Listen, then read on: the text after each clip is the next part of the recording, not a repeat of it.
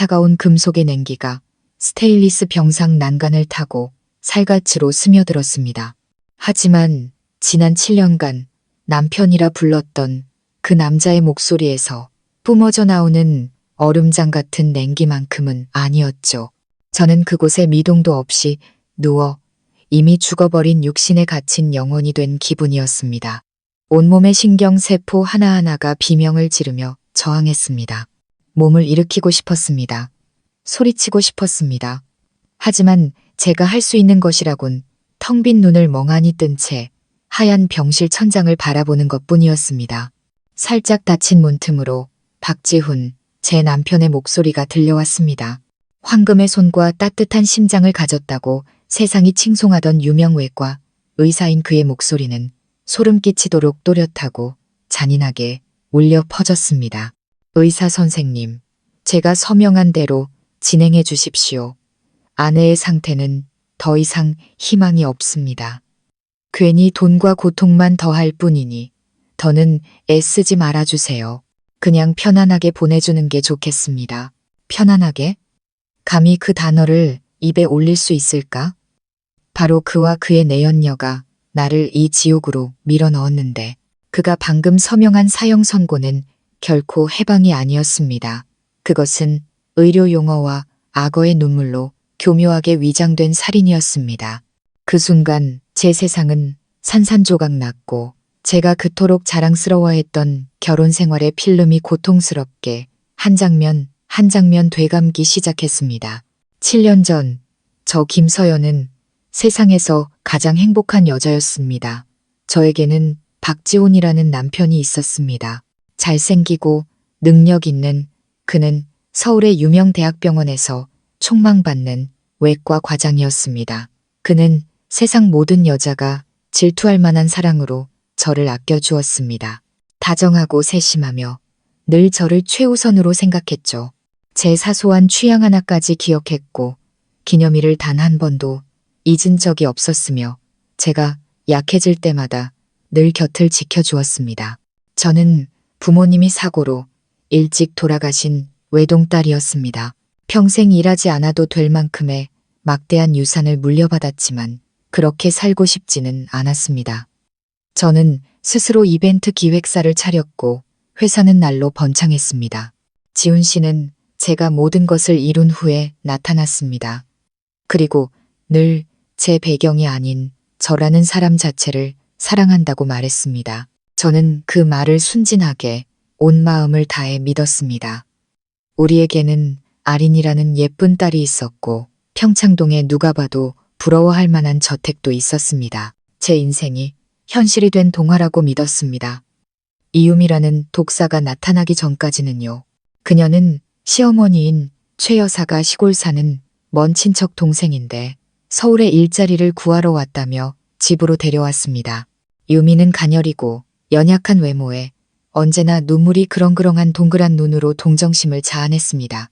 작고 예의 바른 목소리로 항상 네, 형님하며 저를 따라 저는 조금의 경계심도 갖지 않았습니다. 오히려 그녀의 처지를 안타깝게 여겨 저희 집에 머물게 해주고 제 회사의 편한 격리직 자리까지 마련해 주었죠. 저는 제 손으로 늑대를 집에 들인 것을 전혀 알지 못했습니다. 처음 며칠간 유미는 무척 싹싹하게 굴었습니다. 회사에서는 열심히 일했고 집에 오면 집안일을 돕겠다며 분주히 움직였습니다. 저에게는 입에 발린 듯 형님, 형님 하며 깍듯하게 대했습니다. 하지만 서서히 이상한 낌새가 느껴지기 시작했습니다. 그녀는 시시때때로 남편에게 일을 핑계로 질문을 던졌습니다. 대학까지 졸업한 사람이라고는 믿기지 않을 만큼 어처구니 없는 질문들이었죠. 제가 일 때문에 바쁜 저녁이면 그녀는 보일 듯 말 듯 한 얇은 슬립 차림으로 지훈 씨 앞에서 어슬렁거렸습니다. 은근한 신체, 접촉과 의미심장한 눈빛을 던지면서요. 여자의 직감이 무언가 잘못되었다고 경고했습니다. 저는 지훈 씨에게 넌지시 이야기를 꺼냈습니다. 하지만 그는 웃어 넘길 뿐이었습니다. 당신 또 예민하게 구네. 시골에서 올라와서 아무것도 모르는 애야. 형님이자 사장님이면서 너무 빡빡하게 굴지 마. 저는 또 그의 말을 믿었습니다. 불쌍한 아이에게 괜한 의심을 했다며 제 자신을 탓했습니다. 제 등 뒤에서 그들이 이미 추악한 관계를 시작했다는 사실을 꿈에도 모른 채 말입니다. 그들은 제 집, 제 침대를 무대 삼아 역겨운 불륜극을 벌이고 있었습니다. 모든 것이 탄로난 것은 운명의 그날, 바로 제 생일이었습니다. 지훈 씨는 급한 수술이 잡혀 늦을 거라고 했습니다. 저는 의심하지 않았습니다. 하지만 딸과 함께 저녁을 준비하던 중 모르는 번호로 문자 한 통을 받았습니다. 그건 지훈 씨와 유미가 고급 레스토랑에서 서로를 격정적으로 끌어안고 키스하는 사진이었습니다. 배경에는 사랑하는 아내 생일 축하해라고 쓰인 케이크가 보였습니다. 저는 그 자리에 얼어붙었습니다. 그의 급한 수술이 바로 이것이었군요. 분노와 고통이 온몸을 집어삼켰습니다. 더는 참을 수 없었습니다.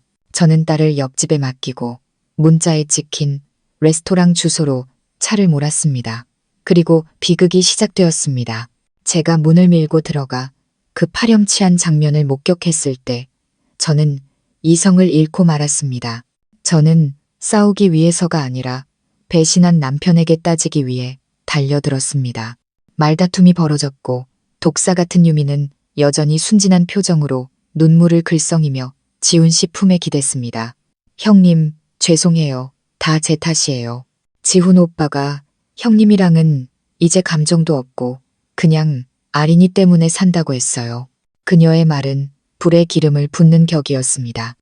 지훈 씨는 해명은커녕 그녀를 감싸며 저에게 소리쳤습니다. 당신 여기서 행패 부릴 거야? 당장 집으로 가.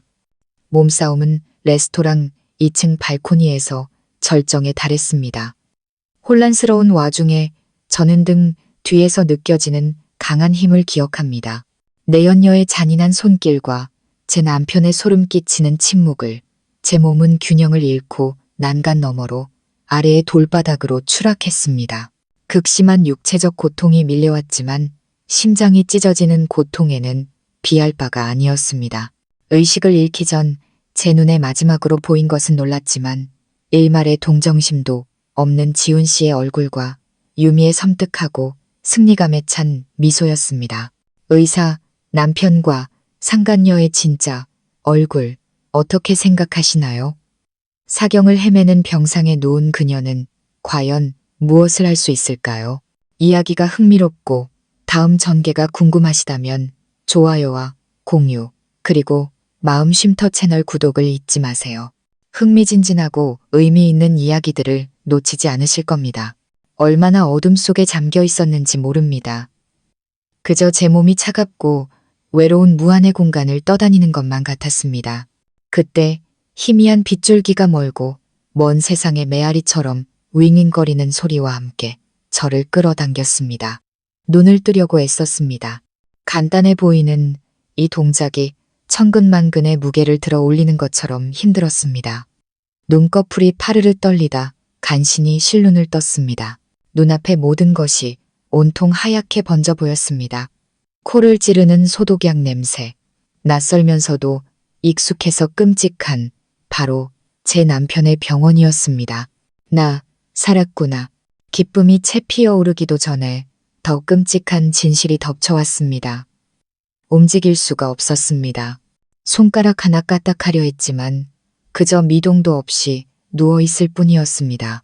소리내어 누군가를 부르려 했지만 목에서는 의미 없는 소리만 새어나왔습니다. 목 아래의 모든 감각이 사라진 듯 했습니다. 제 몸은 더 이상 제 것이 아니었습니다. 그것은 제 영혼을 가두는 살과 뼈로 만들어진 무거운 돌덩이, 감옥이 되어버렸습니다. 문이 열리고 익숙한 두 사람이 들어왔습니다. 속수무책으로 차오르는 눈물 너머로 그들의 모습이 흐릿하게 보였습니다. 박지훈과 시어머니 최 여사였습니다. 지훈 씨의 얼굴은 수척했고 눈은 빨갛게 충혈되었으며 수염은 덥수룩했습니다. 그는 극심한 고통에 시달리는 사람처럼 보였습니다. 그는 침대로 달려와 무릎을 꿇고는 제 움직이지 않는 손을 잡아 자신의 뺨에 갖다 댔습니다. 서연아, 정신이 들어. 하늘이 도왔어. 내가 얼마나 무서웠는지 알아? 그의 목소리는 메어 있었고 어깨는 가늘게 떨렸습니다. 최 여사는 뒤에 서서 이미 퉁퉁 부은 눈가를 손수건으로 연신 닦아냈습니다. 아가, 어쩌다 네 팔자가 이렇게 기구하냐. 네가 잘못되기라도 하면 이 어미는 어떻게 살라고. 그들은 너무나 완벽한 슬픔의 연극을 펼쳤습니다. 만약 제 귀로 듣고 제 눈으로 그들의 진짜 모습을 보지 못했다면 저 역시 이 깊은 사랑에 감동했을지도 모릅니다. 하지만 지금 그들을 보니 목구멍까지 역겨움이 치밀어 올랐습니다. 저 위선적인 얼굴에 침을 뱉고 싶었습니다. 온 세상의 진실을 외치고 싶었습니다. 하지만 할 수 없었습니다. 그저 무력하게 누워 그들이 연출하는 연극을 지켜볼 수밖에 없었습니다. 나이가 지긋한 아마도 과장으로 보이는 의사가 간호사 몇 명과 함께 들어왔습니다. 그는 모니터의 수치들을 확인하더니 안타까운 눈빛으로 저를 바라봤습니다. 보호자분들은 잠시 밖으로 나가주시겠어요? 드릴 말씀이 있습니다. 지훈 씨와 최 여사는 서둘러 눈물을 닦고 의사를 따라 복도로 나갔습니다. 문은 살짝 열려 있었고 그 어느 때보다 예민해진 제 청력은 운명을 결정지을 그들의 대화를 모두 들을 수 있었습니다. 의사의 목소리가 무겁게 가라앉았습니다. 두 분께 정말 안타까운 소식을 전하게 되어 유감입니다. 김서연 환자분의 상태가 매우 위중합니다. 추락 충격으로 경추 손상이 너무 심각해 척수 손상은 거의 회복이 불가능한 수준입니다. 목 아래로 전신이 완전히 마비되었습니다. 의학적으로 환자분이 다시 움직이거나 말을 할 가능성은 거의 없다고 봐야 합니다. 현재로서는 보조장치에 의존해 생명을 유지하는 것만이 최선입니다. 죽음 같은 침묵이 흘렀습니다. 그리고 최 여사의 흐느낌이 들렸습니다. 너무나 가식적이어서 슬픈 울음소리였습니다. 세상에 어쩌면 좋아. 이어서 지훈 씨의 목소리가 들렸습니다. 너무 큰 충격을 받은 사람처럼 떨리고 중간중간 끊어지는 목소리였습니다. 선생님, 그럼 제 아내는 평생 식물인간으로 살아야 한다는 말씀이신가요? 안타깝지만 그럴 가능성이 매우 높습니다. 이 상태로 생명을 유지하는 것은 비용도 많이 들고 환자 본인도 많은 고통을 겪게 될 겁니다. 다시 한번 침묵이 흘렀습니다. 저는 그가 이 순간을 기다렸다는 것을 알았습니다. 지훈 씨가 깊은 숨을 들이쉬는 소리가 들렸고 그의 목소리가 울려 퍼졌습니다. 그 목소리에는 소름 끼치도록 숭고하고 고통스러운 감정이 담겨 있었습니다. 선생님, 제 아내가 예전에 이런 말을 한 적이 있습니다. 만약 언젠가 스스로를 돌보지 못하고 다른 사람에게 짐이 되어 살아야 한다면 차라리 죽는 게 낫다고요. 제 아내는 강하고 자존심이 강한 사람입니다. 저는 아내가 식물인간으로 고통받는 것을 참아 볼 수가 없습니다. 저는 아내의 마지막 소원을 존중해주고 싶습니다. 최 여사도 즉시 거들었습니다. 목소리는 눈물에 젖어 애절했습니다. 맞아요. 의사 선생님. 우리 며느리 너무 불쌍해요. 그냥 아이의 뜻대로 편안하게 보내주는 게 저희도 마음이 찢어지지만 다른 방법이 없네요. 안 돼. 저는 소리 없는 비명을 질렀습니다. 나는 그런 말을 한 적이 없어. 나는 살고 싶어. 나에겐 딸이 있어. 내 사랑하는 아린이가 있단 말이야.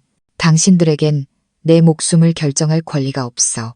저는 온 힘을 다해 소리를 내거나 아주 작은 움직임이라도 만들어내려 애썼습니다. 하지만 소용없었습니다. 이 몸은 저를 완전히 배신했습니다. 의사는 망설이는 듯했습니다. 보호자분, 이건 매우 중대한 결정입니다. 규정상 저희는 지훈 씨가 즉시 말을 잘랐습니다. 그의 목소리는 더 단호해졌습니다. 알고 있습니다. 선생님, 제가 아내의 법적 남편입니다. 저에게 모든 결정권이 있습니다. 필요한 서류를 주십시오. 제가 서명하겠습니다. 모든 책임은 제가 지겠습니다. 이게 제가 아내를 위해 해줄 수 있는 마지막 일이라고 생각하겠습니다. 서류가 스치는 소리가 들렸습니다. 그리고 만년필이 종이 위를 스치는 소리가 들렸습니다. 저승사자의 나처럼 날카로운 소리였습니다. 그가 서명했습니다.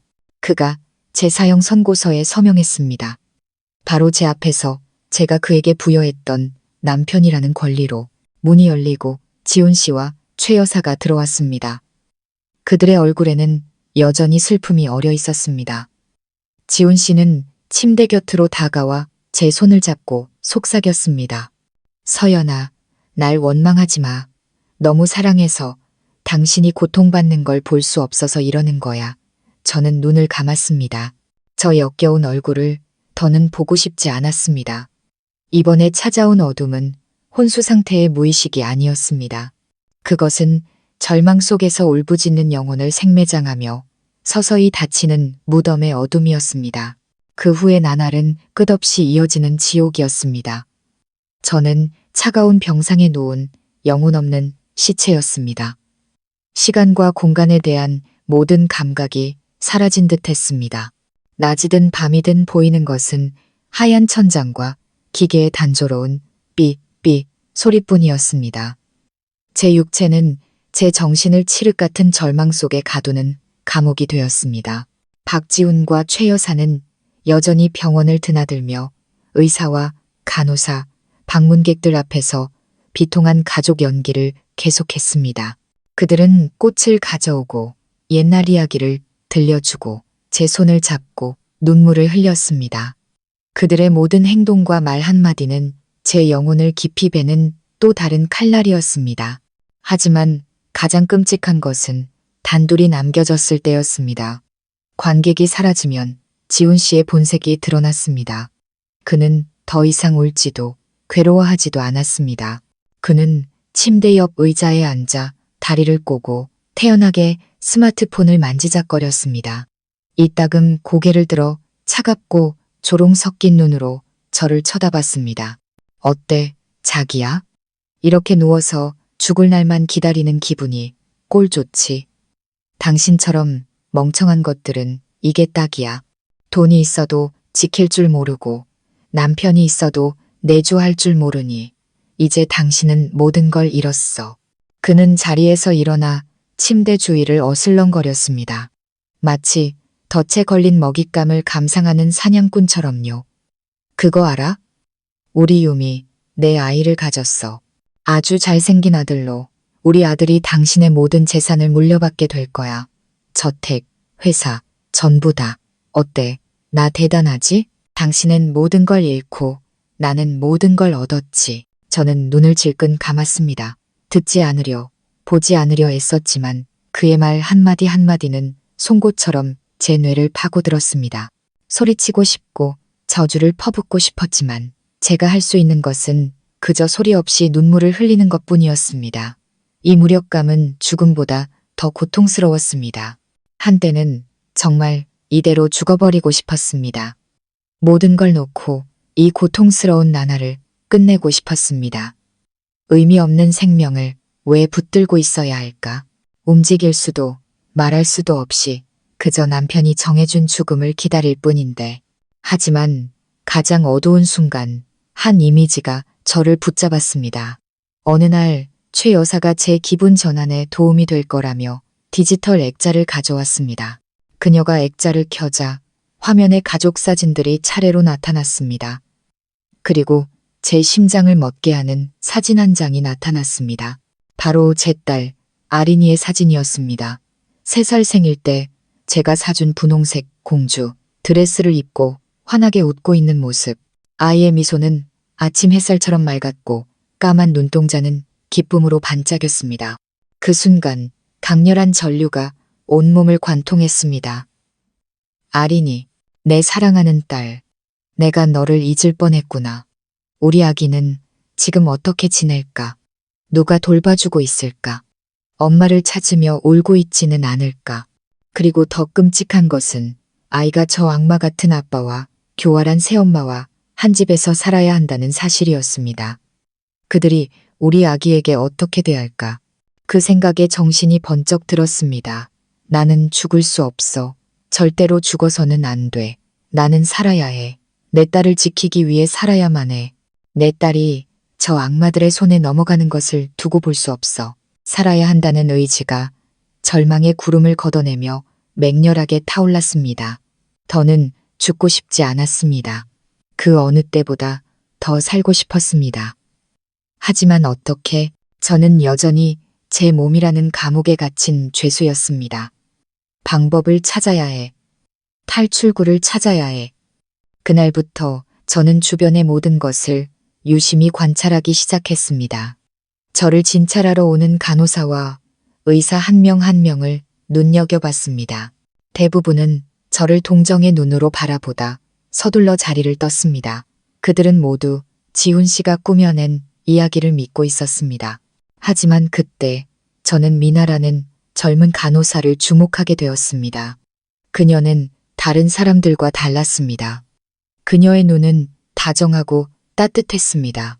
제게 링거를 갈아주거나 상태를 확인할 때마다 그녀는 매우 조심스럽고 부드럽게 행동했습니다. 말은 많지 않았지만 저를 보는 그녀의 눈에는 동정심뿐만 아니라 깊은 공감도 담겨 있었습니다. 한 번은 그녀가 제 얼굴을 닦아주는데 저도 모르게 눈물 한 방울이 뺨을 타고 흘렀습니다. 그녀는 잠시 멈칫하더니 조용히 그 눈물을 닦아주며 아주 작게 속삭였습니다. 힘내세요. 그 한마디가 제 안에 희미한 희망의 불씨를 지폈습니다. 저는 이 아가씨라면 저를 도와줄 수 있는 유일한 사람일지도 모른다는 직감이 들었습니다. 하지만 어떻게 그녀와 소통할 수 있을까? 저는 말할 수도 쓸 수도 없었습니다. 제게는 오직 눈과 여전히 작동하는 뇌뿐이었습니다. 방법을 찾아야만 했습니다. 제가 죽고 싶지 않다는 사실을, 진실을 그녀에게 알릴 방법을. 저의 소리 없는 전쟁이 시작되었습니다. 총도 칼도 없는 전쟁. 오직 죽음의 문턱에서 소통하려는 한 엄마의 의지만이 존재했습니다. 저의 유일한 목표는 간호사 미나였습니다. 그녀의 주의를 끌어야 했습니다. 그녀가 제 메시지를 이해하게 만들어야 했습니다. 미나 씨가 병실에 들어올 때마다 저는 온 힘을 다해 제 의지를 두 눈에 집중했습니다. 저는 그녀를 간절하게 애원하는 눈빛으로 바라봤습니다. 의도적으로 일정한 리듬에 맞춰 눈을 깜빡이려 애썼습니다. 한 번은 아니오, 두 번은 네. 제가 생각해낼 수 있는 가장 간단한 약속이었습니다. 하지만 처음 며칠간 제 노력은 허사였습니다. 미나 씨는 그저 환자의 무의식적인 반사 행동이라고 생각하는 듯 했습니다. 그녀는 여전히 저를 다정하게 돌봤지만 제 구조 신호를 전혀 알아채지 못했습니다. 저는 좌절하지 않았습니다. 매일매일 계속했습니다. 그녀가 오늘 좀 어떠세요? 라고 물을 때마다 저는 단호하게 눈을 한 번 깜빡였습니다. 그녀가 푹 쉬세요라고 말할 때마다 저는 대답하듯 두 번 깜빡였습니다. 그러던 어느 날 저녁, 미나 씨가 퇴근 전 마지막으로 상태를 확인하러 들어왔습니다. 그녀는 침대 옆에 앉아 작게 한숨을 쉬었습니다. 서연 씨, 많이 힘드시죠? 제가 뭐라도 도울 수 있으면 좋을 텐데. 바로 그 순간 저는 기회가 왔음을 직감했습니다. 저는 그녀의 눈을 똑바로 바라보며 모든 정신을 집중했습니다. 그리고 눈을 두 번 깜빡였습니다. 네. 미나 씨는 조금 놀란 듯 눈을 가늘게 뜨고 저를 유심히 쳐다봤습니다. 서연 씨, 방금 저한테 신호 보내신 거 맞죠? 저는 다시 눈을 두 번 깜빡였습니다. 네. 심장이 세차게 뛰었습니다. 그녀가 알아차렸습니다. 미나 씨는 손가락을 입술에 대며 조용히 하라는 신호를 보낸 뒤 복도 쪽을 힐끗 살폈습니다. 그녀는 제 귀에 바싹 다가와 긴장된 목소리로 속삭였습니다. 저희가 하는 말 들리세요? 두 번의 깜빡임. 이해하실 수 있는 거죠? 두 번의 깜빡임. 죽고 싶지 않으신 거죠? 이번에는 그 어느 때보다 단호하고 강하게 두 번 깜빡였습니다. 미나 씨의 눈이 경악으로 커지는 것을 똑똑히 보았습니다. 그녀는 한 걸음 물러서며 믿을 수 없다는 듯 손으로 입을 막았습니다. 그녀는 복잡한 눈빛으로 저를 바라봤습니다. 두려움과 연민, 그리고 이상한 결의가 뒤섞인 눈빛이었습니다. 세상에, 그럼 그들이 했던 말은. 그녀는 말을 잇지 못했지만 저는 그녀가 의심하기 시작했다는 것을 알 수 있었습니다. 그날 밤부터 저와 미나 씨의 비밀스러운 연결이 시작되었습니다. 병실에 단둘이 있을 기회가 생길 때마다 미나 씨는 저와 소통하려 애썼습니다. 저희는 한글 자음과 모음으로 시작했습니다. 그녀가 한 글자씩 소리내어 읽으면 제가 원하는 글자가 나왔을 때 눈을 2번 깜빡였습니다. 그것은 매우 느리고 고된 과정이었습니다. 간단한 단어 하나를 만드는데도 수십 분이 걸렸습니다. 하지만 우리는 포기하지 않았습니다. 점차 저는 미나 씨에게 진실의 조각들을 전할 수 있었습니다. 남편이 날 죽이려 해. 딸을 구해줘. 힘겨운 눈 깜빡임으로 이어진 단어들이었지만 미나 씨가 사건의 끔찍함을 이해하기에는 충분했습니다. 그녀는 진실을 알수록 두려워했지만 동시에 그 젊은 아가씨의 마음속 용기는 점점 더 커져갔습니다. 걱정 마세요. 저는 언니 믿어요. 그들이 언니를 해치게 두지 않을 거예요. 그녀는 제 움직이지 않는 손을 꼭 잡으며 속삭였습니다. 그녀의 손길은 제게 따뜻함과 믿음을 전해주었습니다. 하지만 우리 둘만으로는 부족하다는 것을 알고 있었습니다. 우리의 상대는 학식과 지위를 가졌고 이 병원 전체가 그를 비호하고 있었습니다. 우리에겐 외부의 도움이 필요했습니다. 박지훈을 무너뜨릴 만큼 강력한 힘이. 그때 강철민 변호사님이 떠올랐습니다. 아버지가 살아계실 때 가장 친한 친구이자 가장 신뢰하던 법률 고문이셨습니다. 그는 강직하고 유능했으며 무엇보다 저를 친딸처럼 아껴주셨습니다. 부모님이 돌아가신 후 변호사님은 제 재산 관리를 돕겠다고 몇 번이나 제안하셨습니다. 하지만 그때 저는 지훈 씨와의 사랑에 눈이 멀어 모든 제안을 거절했습니다. 남편이 모든 것을 해결해 줄 수 있다고 믿었던 정말 치명적인 실수였습니다. 강 변호사님께 연락해야만 했습니다. 하지만 어떻게 미나 씨에게 변호사님의 전화번호를 알릴 수 있을까? 그 긴 숫자를 하나하나 철자로 알려줄 수는 없었습니다. 시간이 너무 오래 걸리고 발각될 위험도 컸습니다. 저는 누워서 필사적으로 생각했습니다. 머리가 터질 것 같았습니다. 그리고 문득 한 가지 기억이 떠올랐습니다. 제 옛날 스마트폰, 지훈 씨가 새 폰을 사주기 전에 쓰던 것. 그 폰은 아직 집 안방 서랍에 그대로 있었습니다. 그 폰 주소록에는 변호사님 번호가 강철민 변호사님이라는 이름으로 저장되어 있었습니다. 계획이 머릿속에서 구체화되기 시작했습니다. 위험하지만 유일한 탈출구였습니다. 어떻게든 미나 씨가 우리 집에 들어가 내 방에서 그 스마트폰을 찾아내게 만들어야 했습니다.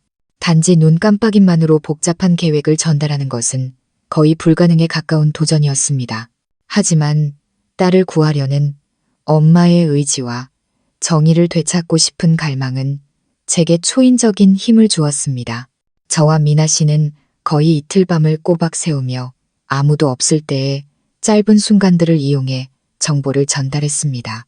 저는 제외법을 이용해 우리 집의 세세한 부분을 묘사했습니다. 집, 2층, 하얀색, 한 글자 한 글자 끈기 있게 철자를 만들어 갔습니다. 미나 씨는 옆에 앉아 작은 수첩에 모든 정보를 꼼꼼히 받아 적었고 이따금 네, 아니오로 답할 수 있는 질문을 던지며 확인했습니다. 안방, 2층, 창문, 수영장, 보여. 저는 계속했습니다. 피로와 긴장으로 이마에 땀이 흥건했습니다. 눈을 한 번 깜빡일 때마다 제 얼마 남지 않은 에너지가 소진되었습니다. 옷장, 나무, 갈색, 서랍, 세 번째, 왼쪽. 마침내 수많은 노력 끝에 저는 옛날 스마트폰이 있는 정확한 위치를 설명해낼 수 있었습니다. 미나 씨는 수첩에 어지럽게 적힌 메모들을 보며 결연한 표정을 지었습니다. 알겠어요, 언니. 그런데 제가 어떻게 언니 집에 들어갈 수 있죠? 그 사람이 낯선 사람을 들여보낼 리가 없잖아요. 그것이 계획의 가장 어려운 부분이었습니다. 저는 다시 힘겨운 눈맞춤 소통을 시작했습니다. 핑계를 만들어야 했습니다. 박지훈이 미나 씨를 집으로 데려갈 수밖에 없는 아주 그럴듯한 핑계를. 내 딸, 아린이. 저는 미나 씨에게 제 딸에 대해 딸이 미치도록 보고 싶다는 사실을 이야기했습니다. 미나 씨가 시골 사는 먼 친척 역할을 해주길 바랐습니다. 우연히 제 사고 소식을 듣고 병문안을 왔는데 엄마와 딸의 안타까운 상황에 너무 마음이 아파 딸의 유품 몇 가지라도 가져와 제게 위안을 주고 싶어 한다는 설정이었습니다. 이 이야기는 지훈 씨가 연기하는 아내를 사랑하는 남편의 심리를 파고드는 그럴듯한 설정이었습니다. 다른 의사나 간호사들이 보는 앞에서 이렇게 인간적이고 사소한 부탁을 거절할 수는 없을 테니까요. 다음 날 미나 씨는 계획을 실행했습니다. 그녀는 간호사복 대신 수수하고 약간 촌스러운 옷으로 갈아입었습니다.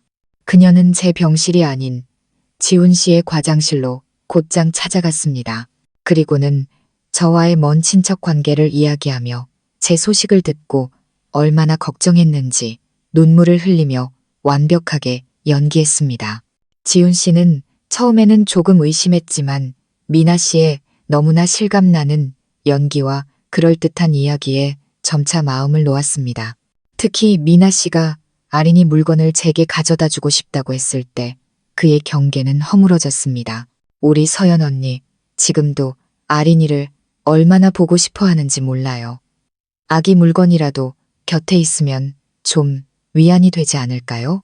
미나 씨의 말은 지훈 씨의 약점을 정확히 찔렀습니다.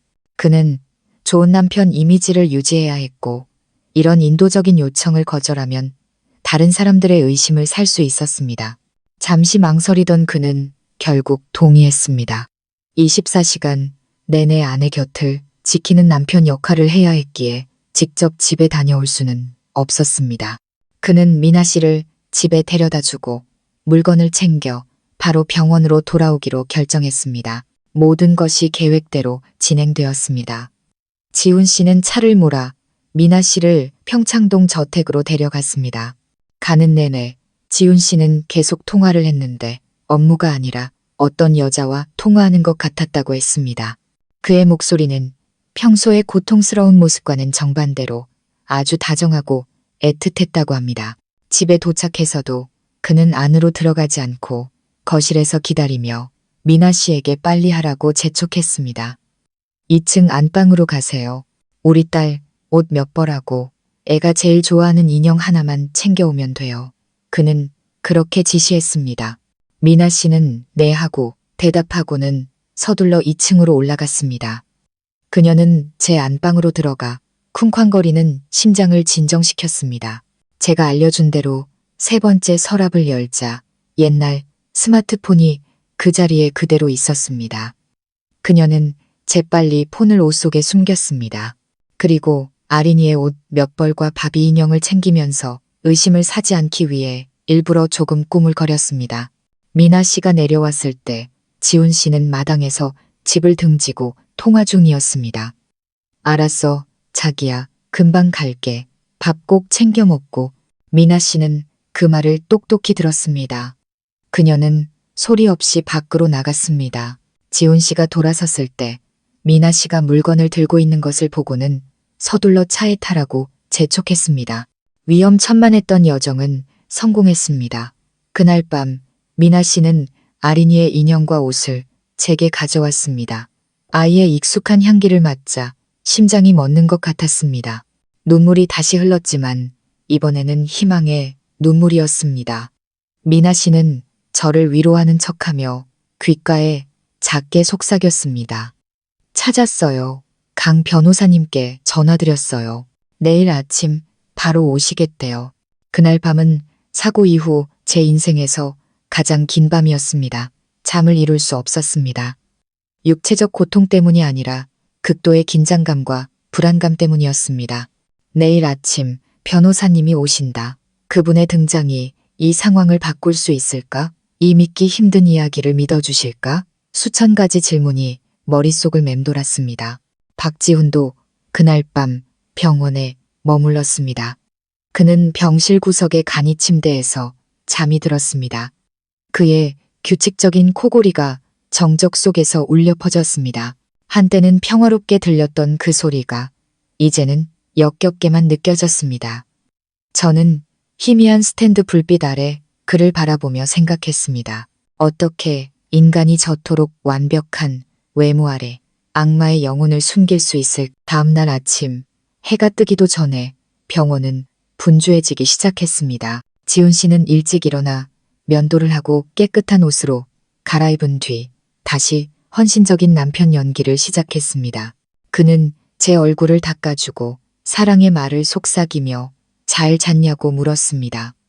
저는 그저 눈을 감고 그의 위선을 견뎌낼 뿐이었습니다.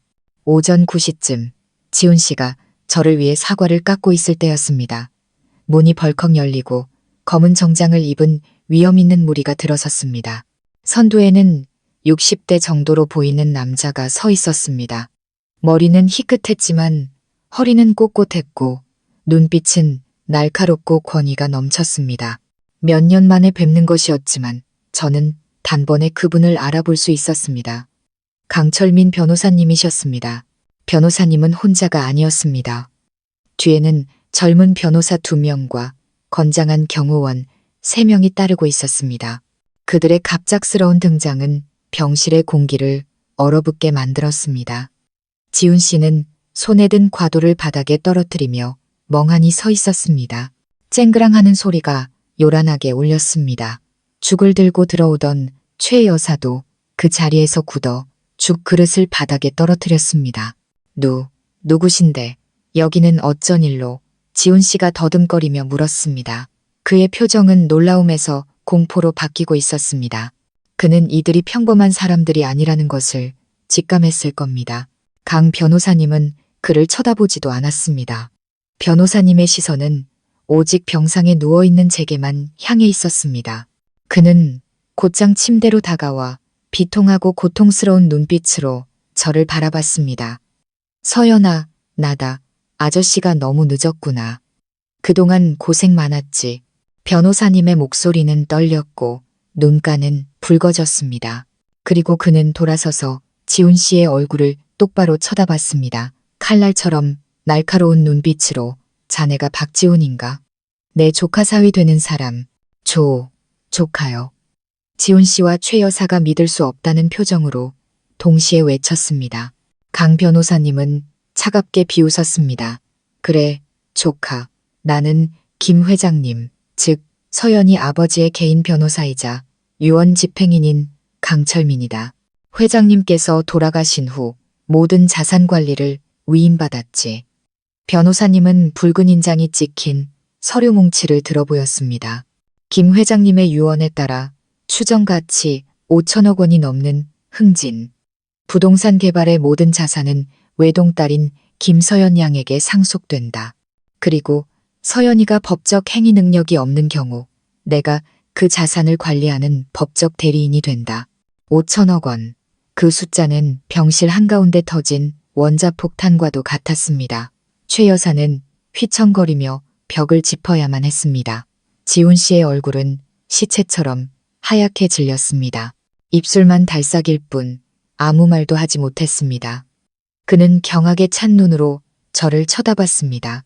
그가 그저 부유한 고아라고 속이기 쉬운 여자라고 생각했던 아내가 거대 기업의 유일한 상속녀였다는 사실을 믿을 수 없다는 듯이 지금 이 시간부로 강 변호사님의 목소리가 강철처럼 단단하게 방 전체에 울려 퍼졌습니다.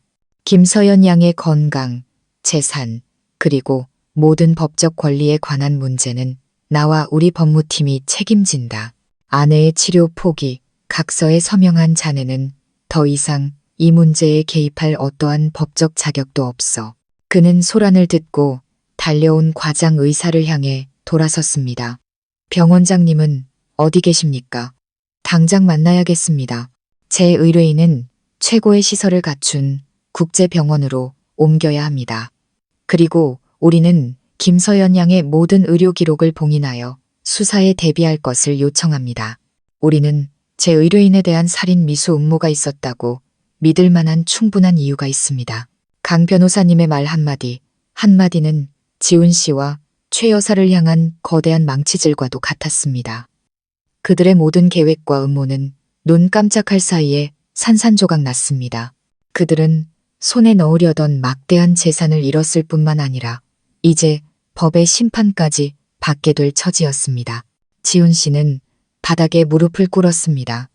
그는 변호사님 발치로 기어가 울며 애원했습니다. 변호사님, 제발요. 오해가 있습니다. 저는 서연이를 진심으로 사랑합니다. 서연이가 고통받는 걸 원치 않아서 그랬을 뿐입니다. 하지만 강 변호사님은 차갑게 그의 발을 뿌리쳤습니다. 그 말은 경찰서에 가서 하시게. 연극은 끝났습니다. 돈과 정의의 힘이 나타나 모든 거짓을 쓸어버렸습니다. 저는 그 모든 것을 지켜보며 다시 눈물을 흘렸습니다. 하지만 이번에는 해방의 눈물이었습니다. 강철민 변호사님과 그의 팀의 등장은 병원에 엄청난 파장을 일으켰습니다. 늘 관료적인 태도를 보이던 병원장은 변호사님이 내민 명함과 법률 서류를 보고는 식은땀을 흘리며 직접 달려왔습니다. 그는 연신 사과하며 전적으로 협조하겠다고 약속했습니다. 1시간도 채 되지 않아 제 전원 수속은 전례 없이 신속하게 처리되었습니다. 이동식 응급실을 방불케 하는 최신 구급차가 로비 아래에 대기하고 있었습니다. 저는 훨씬 더 푹신한 새 침대로 조심스럽게 옮겨졌습니다. 제 인생의 가장 어두운 날들을 보냈던 답답한 병실을 나설 때 제 시선은 박지훈과 최 여사에게 향했습니다. 그들은 변호사님의 경호원들에게 가로막혀 제게 다가오지 못했습니다. 최 여사는 바닥에 주저앉아 예전의 고상함은 온데간데 없이 통곡하고 있었습니다.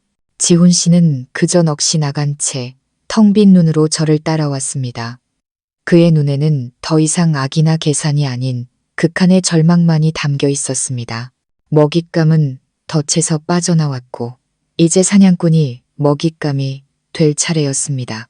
저는 서울에서 가장 비싸고 현대적인 개인 병원 중 하나인 국제병원으로 옮겨졌습니다. 변호사님이 마련해 주신 VIP 병실은 5성급 호텔 스위트룸 같았습니다. 넓은 공간에 개인 거실까지 있었고 발코니에서는 한강이 보였습니다. 내부는 고급스러웠고 무엇보다 최첨단 의료 장비들이 갖춰져 있었습니다. 신경, 척추, 재활 분야의 최고 권위자들을 포함한 최고의 의료진이 저를 위해 소집되었습니다. 각종 촬영 결과를 면밀히 검토한 후 한 노 교수님이 말했습니다. 김서연 환자분의 상태는 매우 복잡합니다. 척수 손상이 심각하지만 희망이 없는 것은 아닙니다. 최신 기술과 환자, 본인의 노력만 있다면 우리는 기적을 기대해 볼 수 있습니다. 그의 말은 여전히 조심스러웠지만 제 안에 강렬한 희망의 불꽃을 지폈습니다. 나는 할 수 있어. 반드시 해내고 말 거야. 제가 제 몸과의 새로운 전쟁을 시작하는 동안 밖에서는 강 변호사님의 법적 전쟁이 시작되었습니다. 변호사님이 가장 먼저 한 일은 지훈 씨의 모든 자산을 동결하는 것이었습니다. 그의 명의로 된 모든 은행 계좌, 신용카드, 부동산이 수사를 위해 봉쇄되었습니다. 그가 내연녀와 함께 살던 평창동 저택도 압류되었습니다. 지훈 씨와 최 여사는 하루아침에 한 푼도 없는 노숙자 신세가 되었습니다. 그들의 부귀영화의 꿈은 산산조각 났습니다. 하지만 변호사님은 거기서 멈추지 않았습니다. 레스토랑의 CCTV 증거와 목격자 진술을 바탕으로 이유미의 폭행 혐의를 경찰에 고소했습니다. 유미가 저를 고의로 밀었다는 사실은 명백했습니다. 긴급 체포영장이 발부되었습니다. 유미는 지훈 씨의 더러운 돈으로 고급 스파에서 호사를 누리다 현장에서 체포되었습니다. 수갑이 채워질 때도 자신이 억울하다며 임신 중이라며 소리를 질렀다고 합니다. 하지만 모든 것은 너무 늦었습니다. 시어머니 최 여사는 너무 큰 충격에 혈압이 올라 입원해야 했습니다. 돈도 아들도 없이 병원에 누운 그녀는 과거 자신이 무시했던 바로 그 의료진에게 냉대를 받아야 했습니다. 지훈 씨는 집에서 쫓겨나고 재산이 동결된 후 넋나간 사람처럼 거리를 헤맸습니다. 그는 제가 있는 병원으로 찾아와 저를 만나려 했지만 전문 경호원들에게 정문에서부터 가로막혔습니다. 그는 자신이 제 남편이라며 소리치고 애원했지만 아무도 신경 쓰지 않았습니다. 유능하고 신사적이던 외과 과장의 모습은 온데간데 없고 그저 비참하고 무력한 남자만 남아 있었습니다. 하지만 저는 지훈 씨처럼 교활한 인간이 쉽게 무너지지 않을 것을 알았습니다. 그는 분명 반격할 방법을 찾을 것이었습니다. 아니나 다를까 며칠 후 인터넷에 악의적인 가짜 뉴스들이 퍼지기 시작했습니다. 제가 바람을 피우다 내연남에게 해를 입었고 지훈 씨는 억울하게 아내에게 배신당한 비운의 남편이라는 내용이었습니다.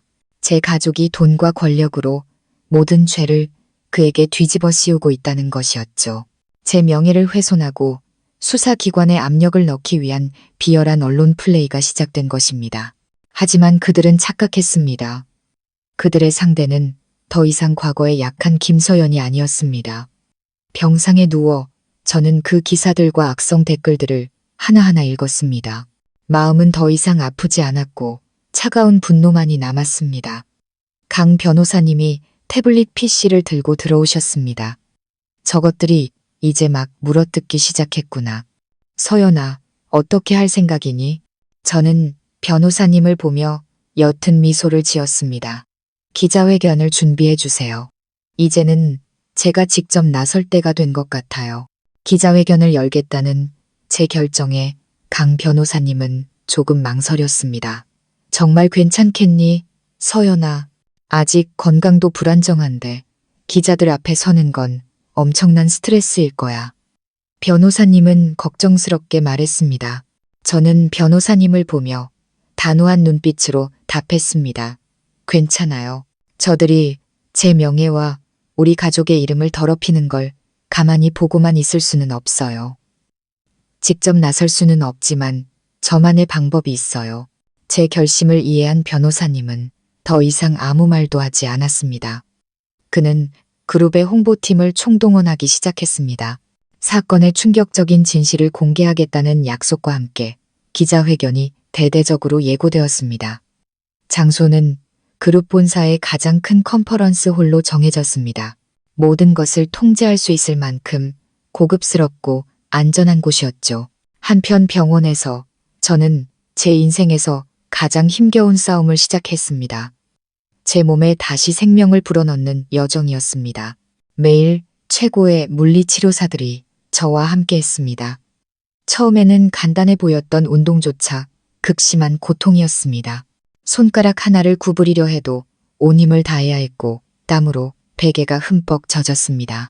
오랫동안 굳어있던 근육의 통증이 저를 괴롭혔습니다. 포기하고 싶을 때도 있었습니다. 하지만 그때마다 제 사랑하는 딸 아린이의 모습이 떠올랐습니다. 아이의 미소와 맑은 눈빛은 가장 효과적인 진통제였습니다. 저는 이를 악물고 고통을 견뎠습니다. 눈물은 땀과 뒤섞여 흘렀습니다. 저는 제 자신에게 다짐했습니다. 딸을 위해, 정의를 위해, 그리고 나 자신을 위해 힘내야 한다고. 간호사 미나 씨는 예전 병원을 그만둔 후 변호사님의 제안으로 제 개인 간호사가 되었습니다. 그녀가 곁에 있어 주어 저는 위안을 얻고 더 큰 힘을 낼 수 있었습니다. 미나 씨는 의료적인 간호뿐만 아니라 제 이야기를 들어주고 제가 좌절할 때마다 격려해주는 좋은 친구가 되어주었습니다. 언니, 힘내요. 오늘 손가락이 어제보다 훨씬 더 많이 움직여요. 그녀의 작은 격려가 제게는 큰 원동력이 되었습니다. 점차 저의 지칠 줄 모르는 노력은 보상을 받기 시작했습니다. 2주 후 저는 손가락과 발가락을 약간 움직일 수 있게 되었습니다. 그로부터 일주일 후에는 손 전체를 까딱일 수 있었습니다. 그리고 어느 날 아침 미나 씨가 제 세수를 도와주고 있을 때 저는 아주 약하고 힘겹지만 첫 번째 소리를 낼 수 있었습니다. 물. 미나 씨는 그 자리에서 얼어붙어 들고 있던 수건을 바닥에 떨어뜨렸습니다. 그녀는 눈을 동그랗게 뜨고 자신의 귀를 믿을 수 없다는 듯 저를 바라봤습니다. 언니, 방금 말했어요? 다시 한번 말해봐요. 저는 그녀를 보며 미소 짓고 더 또렷하게 반복했습니다. 물. 미나 씨는 울음을 터뜨렸습니다. 행복의 눈물이었습니다. 그녀는 저를 꼭 껴안았습니다. 언니가 해냈어요. 해냈다고요. 서연 언니. 그것은 중대한 전환점이었습니다. 비록 아직 어렵지만 말하는 능력이 돌아온 것입니다. 저는 매일 간단한 단어에서 짧은 문장까지 끈기 있게 발음 연습을 했습니다. 제 목소리는 점점 더 분명하고 힘있게 변해갔습니다. 저의 부활은 시간과의 싸움이었습니다. 기자회견이 열리기 전까지 최소한 유창하게 말할 수 있을 정도로 최대한 빨리 회복해야 했습니다. 저는 그것이 제 반격의 첫 번째이자 가장 중요한 신호탄이 될 것임을 알고 있었습니다. 기자회견 당일 서울의 모든 언론이 모였습니다. 그들은 컨퍼런스 홀을 가득 메우고 카메라와 마이크를 무대로 향했습니다. 분위기는 긴장감과 기대감으로 가득했습니다. 그들은 재벌가의 스캔들, 자극적인 이야기를 찾아 이곳에 온 것이었습니다. 박지훈 측에서도 사람을 보낸 듯 했습니다. 제가 무슨 일을 벌일지 보러 온 것이겠죠. 정확히 10시 컨퍼런스 홀의 조명이 꺼졌습니다. 모든 이가 숨을 죽였습니다. 무대 중앙의 대형 스크린의 영상이 재생되기 시작했습니다. 영상에 나온 것은 제가 아니었습니다. 강 변호사님도 아니었습니다. 화면에 나타난 사람은 2주 전의 저였습니다. 병상에 미동도 없이 누워 오직 두 눈만 움직일 수 있었던 저의 모습. 영상은 매우 전문적으로 촬영되어 저와 미나 씨가 눈 깜빡임으로 소통하는 모습을 클로즈업으로 담았습니다. 제가 힘겹게 전달했던 모든 문장이 선명한 자막으로 나타났습니다. 영상은 제가 이유미에게 밀려 넘어졌던 일, 박지훈이 치료 포기 각서에 서명했던 일에 대해 이야기하는 장면을 보여주었습니다. 꾸밈없는 진실이 너무나도 생생하게 드러났습니다. 회견장은 침묵에 잠겼고 몇몇 여기자들의 흐느낌만이 들렸습니다. 영상이 끝나자 화면은 제 병실의 실시간 영상으로 전환되었습니다. 저는 침대에 등을 기대고 앉아 있었습니다. 여전히 약해 보였지만 눈빛은 그 어느 때보다 밝고 단호했습니다. 안녕하십니까? 제가 입을 열었습니다. 목소리는 아직 조금 떨렸지만 회견장의 스피커를 통해 분명하게 울려 퍼졌습니다. 저는 김서연입니다. 그리고 저는 아직 살아있습니다.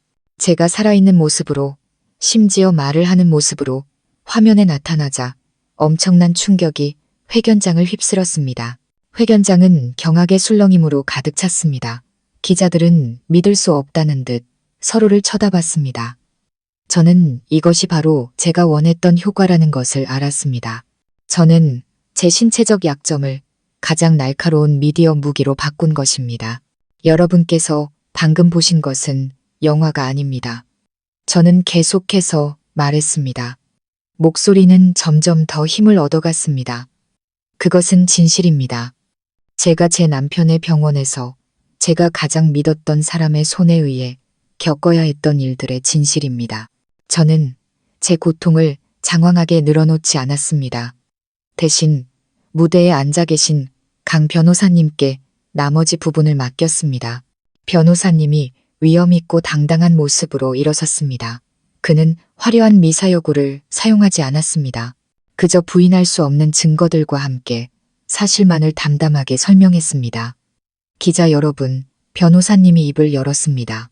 오늘 저희가 여러분을 모신 것은 떠도는 뜬 소문을 해명하기 위함이 아닙니다. 저희는 오늘 치밀하고 잔인하게 계획된 사기 및 재산 편취, 음모에 대한 증거를 공개하기 위해 이 자리에 섰습니다. 첫 번째 증거로 제 전체 의료 기록과 독립적인 의료위원회의 소견서가 공개되었습니다. 소견서는 남편인 박지훈이 환자에게 생존 가능성이 있음에도 불구하고 치료 포기 각서에 서명한 행위가 심각한 의료윤리 위반이며 고의적인 살인 미수, 정황이 있음을 명확히 지적했습니다. 이어서 변호사님은 레스토랑 추락 현장 사진을 보여주며 법의학 분석 결과 충격이 뒤에서 가해졌으며 결코 우연한 실족이 아니었음을 밝혔습니다. 가장 결정적인 증거는 레스토랑 직원의 증언이었습니다. 그는 처음에는 두려워서 입을 열지 못했지만 변호사님 팀의 신변 보호를 약속받은 후 용감하게 증인으로 나섰습니다. 그는 이유미가 제 등 뒤에서 저를 미는 것을 똑똑히 목격했습니다. 하지만 변호사님의 공격은 저에 대한 가해 행위에서 멈추지 않았습니다. 그는 박지훈의 과거를 파헤치며 그가 숨기려 했던 어두운 구석들을 드러내기 시작했습니다. 저희는 박지훈 씨가 아내를 감정적으로 기만했을 뿐만 아니라 아내가 대표로 있는 회사의 자금을 횡령한 사실을 발견했습니다. 변호사님이 발표하자 대형 스크린에 다시 은행 거래 내역과 유령 계약서로 위장된 송금 증빙 자료들이 나타났습니다. 제 이벤트 기획사에서 빠져나간 돈은 여러 개의 차명 계좌를 거쳐 갓 설립된 한 투자 컨설팅 회사로 흘러들어갔습니다. 그리고 그 회사의 소유주는 다름 아닌 이유미였습니다. 지난 2년간 지훈 씨가 빼돌린 돈은 총 200억 원이 넘었습니다. 그래서였구나. 저는 생각했습니다. 그 여자가 명품을 휘감고 사치스럽게 생활할 수 있었던 돈이 전부 내 피땀으로 번 돈이었어. 회견장은 다시 한번 술렁였습니다. 유능한 의사이자 모범적인 남편이 사실은 치밀한 횡령범이었습니다. 지훈 씨가 오랫동안 공들여 쌓아온 이미지가 대중 앞에서 산산조각 나고 있었습니다. 기자들은 미친 듯이 노트북 자판을 두드리며 실시간으로 뉴스를 업데이트했습니다. 사건은 더 이상 단순한 삼각관계가 아니었습니다. 거대한 규모의 금융 사기 사건으로 변질되었습니다. 화면 너머로 보이는 기자들의 경악한 얼굴을 보며 저는 우리가 성공했음을 직감했습니다. 우리는 언론 전쟁의 주도권을 되찾았습니다. 진실이 드러나기 시작했고 이것은 훨씬 더 끔찍한 음모의 첫 번째 껍질에 불과했습니다. 저는 어딘가에서 지훈 씨와 최 여사가 이 기자회견을 보고 있을 것을 알았습니다. 그들의 넉나간 공포에 질린 얼굴이 상상되었습니다. 그들의 연극은 발각되었고 그들이 죽은 줄로만 알았던 바로 제가 이 모든 것을 조종하고 있었습니다. 기자회견은 엄청난 미디어 폭풍을 일으켰습니다. 여론은 180도 돌아섰습니다. 박지훈은 비운의 남편에서 하루아침에 사기꾼, 천사의 탈을 쓴 악마가 되었습니다. 네티즌들의 분노는 들끓었고 병원의 그의 해고를, 경찰의 수사를 촉구하는 목소리가 높아졌습니다. 그가 십수년간 쌓아온 명성과 경력은 단 한나절 만에 잿더미가 되었습니다. 엄청난 압박에 직면한 병원 경영진은 수사를 위해 지훈 씨를 직위 해제하는 결정을 내릴 수밖에 없었습니다. 이것은 그의 자존심에 큰 타격이었습니다.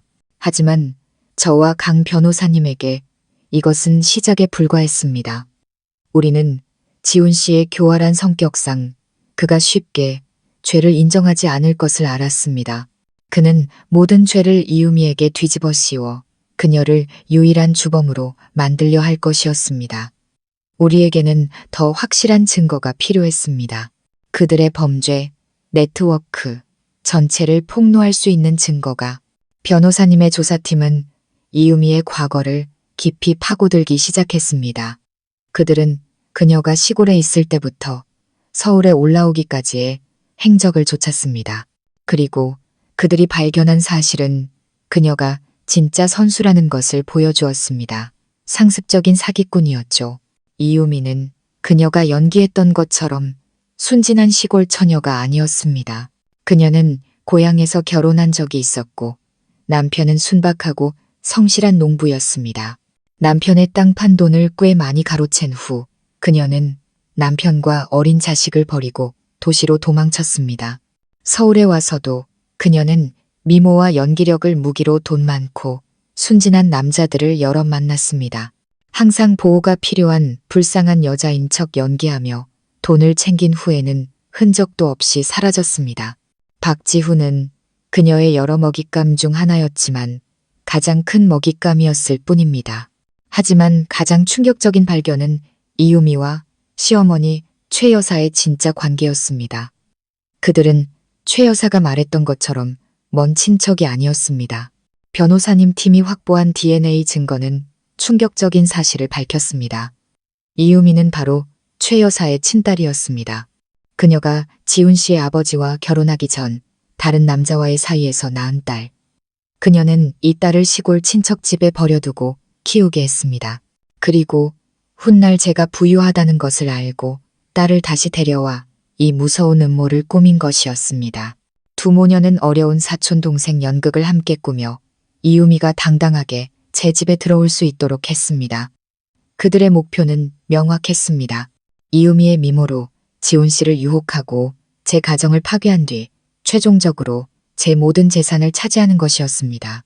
탐욕스럽고 이기적인 지훈 씨는 그들이 파놓은 덫에 빠지는데 오랜 시간이 걸리지 않았습니다. 그는 자신의 친어머니 그리고 내연녀와 결탁하여 평생을 함께한 아내를 해치려 한 것입니다. 이 진실은 너무나 끔찍해서 저조차도 믿을 수가 없었습니다. 저는 독사들의 소굴에서 살았던 것입니다. 모든 감정과 관계가 거짓과 음모 위에 세워진 곳에서 제가 항상 존경했던 시어머니가 사실은 이 모든 것을 배후에서 조종한 주범이었습니다. 그녀는 제 돈뿐만 아니라 저를 그녀의 친딸로 대체하여 그 아이가 저택과 회사 그리고 제 인생의 새로운 주인이 되기를 바랐던 것입니다. 분노가 극에 달했습니다. 이것은 더 이상 단순한 불륜이나 사기 사건이 아니었습니다. 이것은 조직적인 범죄였고 차갑고 비인간적으로 세세한 부분까지 계산된 음모였습니다. 강 변호사님이 걱정스러운 눈으로 저를 바라봤습니다. 이제 우리는 저 세 사람을 모두 법정에 세울 충분한 증거를 확보했어. 지금 당장 움직일까? 저는 한동안 침묵했습니다. 마음속은 혼란스러운 감정으로 가득 찼습니다. 그들이 증오스러웠습니다. 하지만 지금 모든 것을 밝히면 싸움이 매우 추하고 격렬해질 것을 알았습니다. 제 딸 아린이가 상처받을 것입니다. 아이는 자신의 아빠와 할머니가 범죄자라는 사실을 마주해야 할 것입니다. 안 돼. 내 딸이 그런 상처를 받게 할 수는 없어. 저는 다른 해결책이 필요했습니다. 악인들을 처벌하면서도 내 딸의 순수한 영혼을 지킬 수 있는 방법. 저는 강 변호사님을 보며 새롭고 대담하며 위험한 계획을 세우기 시작했습니다. 아직이에요, 변호사님. 시끄러운 재판은 원치 않아요. 저들이 스스로 죄를 인정하게 만들고 싶어요. 제 발로 덫에 걸어 들어오게. 제가 그들에게 마지막 기회를, 마지막 덫을 놓을 거예요. 저의 새로운 계획은 강 변호사님과 미나 씨 모두를 경악하게 만들었습니다. 서연아, 제정신이니? 스스로 미끼가 되어 호랑이를 굴로 유인하겠다고? 너무 위험해. 변호사님은 격렬하게 반대했습니다. 위험한 거 알아요. 저는 침착하게 대답했습니다. 하지만 이게 모든 걸 가장 조용하게 끝낼 수 있는 유일한 방법이에요. 그리고 그들의 입에서 직접 나오는 자백, 그 무엇보다 확실한 증거를 얻을 수 있는 방법이기도 하고요. 저는 깊이 생각했습니다. 저는 계속해서 약한 환자, 아직 남편에게 미련이 남은 아내 역할을 할 것입니다. 저는 박지훈의 탐욕과 과도한 자신감을 이용해 그를 덫으로 유인할 것입니다. 그는 제가 아직도 그를 사랑하고 쉽게 조종할 수 있다고 생각하겠죠. 저는 그가 가장 우습게 봤던 먹잇감이 사실은 가장 무서운 사냥꾼이라는 것을 보여줄 것입니다. 몇 시간의 설득 끝에 마침내 변호사님도 제 계획에 동의했습니다. 모든 것이 철저한 감시와 보호 아래 이루어져야 한다는 조건 하에 저는 행동을 시작했습니다. 첫 단계로 저는 저와 가장 가까이 접촉할 수 있는 유일한 사람인 미나 씨에게, 지훈 씨의 끈앞풀로 의심되는 다른 간호사에게 무심코 정보를 흘리게 했습니다. 제가 최근 밤마다 혼자 울며 지훈 씨의 이름을 부르고 일을 크게 만든 것을 후회한다는 내용이었습니다. 이 소식은 빠르게 지훈 씨의 귀에 들어갔습니다. 그리고 제 예상대로 그는 움직이기 시작했습니다. 병원에 직접 찾아올 수는 없었지만 그는 꽃과 함께 애절한 손편지를 보내오기 시작했습니다. 자신의 사랑과 후회, 그리고 제 곁에 있을 수 없는 고통을 토로했습니다. 모든 것이 실수였으며 자신은 이유미에게 속았을 뿐이고 마음속에는 오직 저 하나뿐이라고 썼습니다. 역겨울 정도로 가식적인 말들이었지만 저는 이것이 제 반응을 떠보기 위해 그가 던지는 미끼라는 것을 알았습니다. 저는 바로 답장하지 않고 그를 기다리게 하고 초조하게 만들었습니다. 며칠 후 저는 미나 씨를 통해 환자의 약하고 떨리는 글씨체로 쓴 작은 쪽지를 그에게 전달했습니다. 보고 싶어요.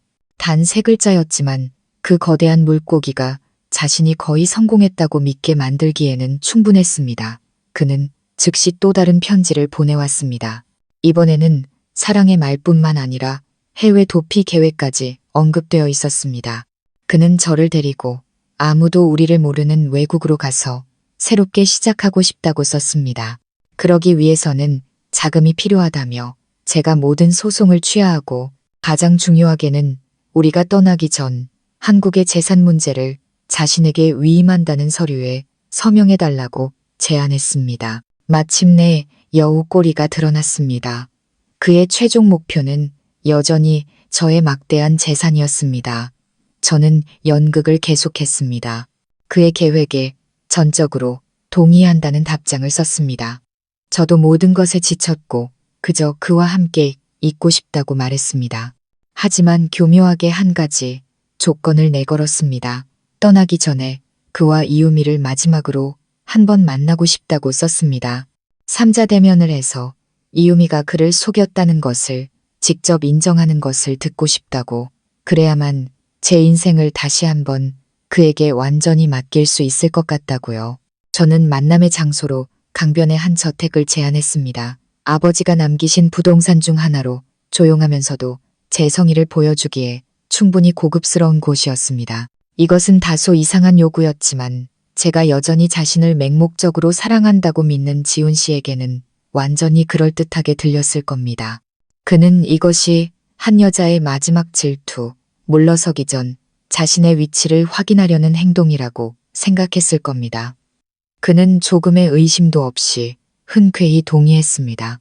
그 저택이 이미 변호사님 팀에 의해 수십 개의 카메라와 녹음기가 곳곳에 숨겨진 완벽한 덫으로 변했다는 사실을 꿈에도 모른 채 마지막 연극의 무대는 준비되었고 주연 배우들도 역할을 받았습니다. 이제 막이 오르기만을 기다릴 뿐이었습니다. 약속한 날이 마침내 다가왔습니다. 비가 그친 주말 오후에 서울 공기는 맑고 시원했습니다. 저는 구급차를 타고 강변 저택으로 옮겨졌습니다. 여전히 특별한 보살핌이 필요한 중환자 역할을 하면서요.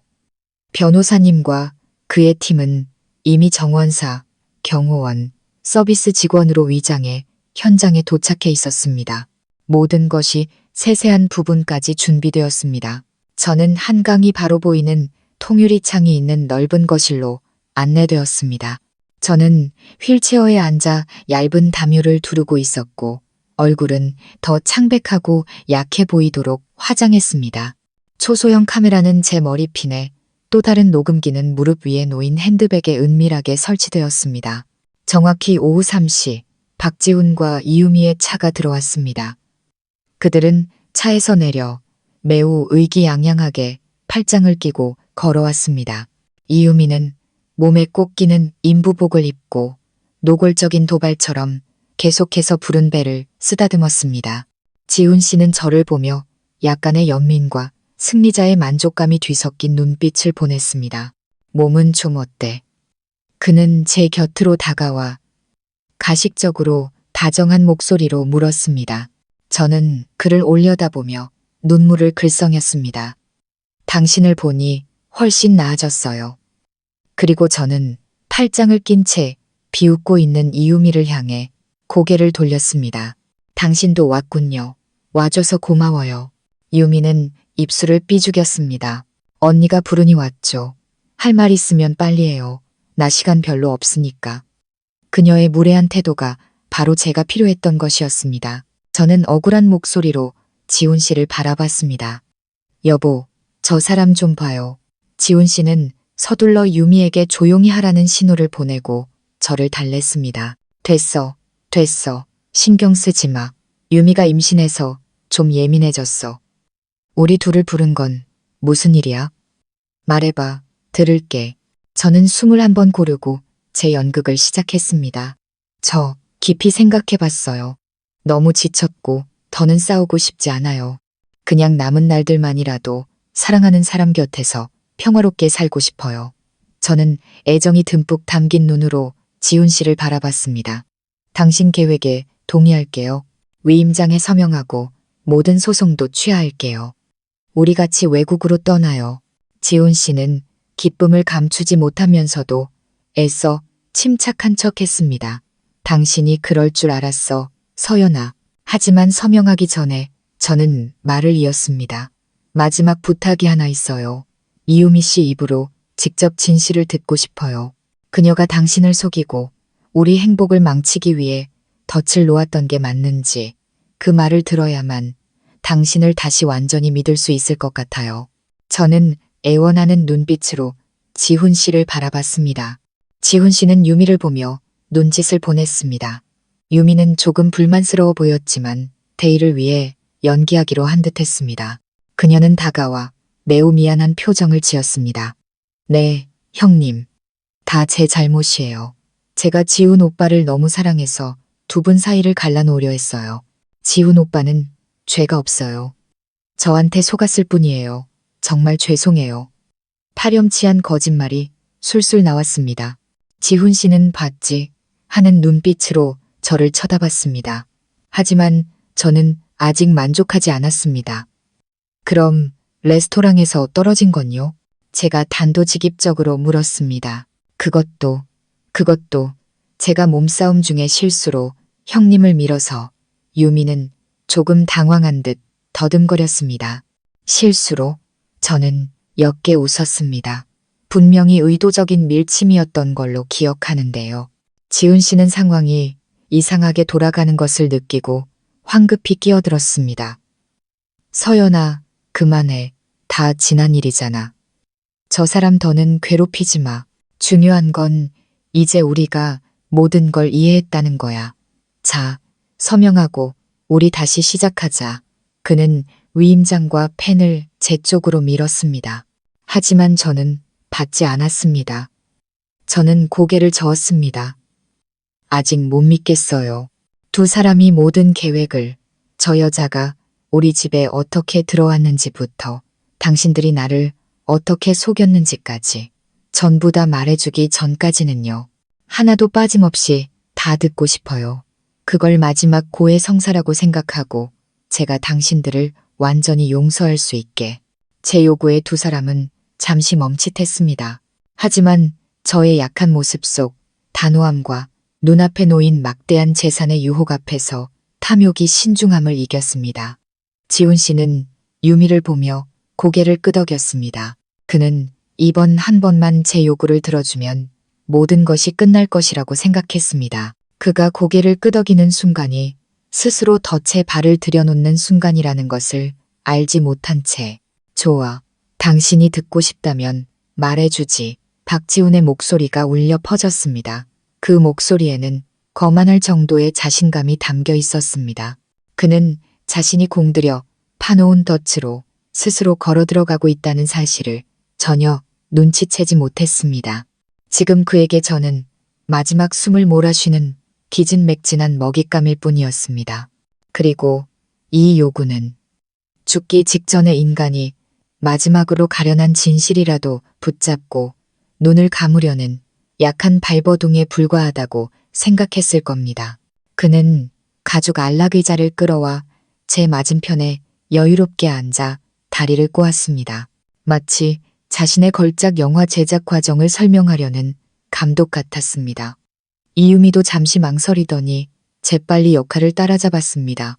그녀는 지훈 씨 의자 팔걸이에 교태를 부리며 앉아 그의 어깨를 끊임없이 쓰다듬었습니다.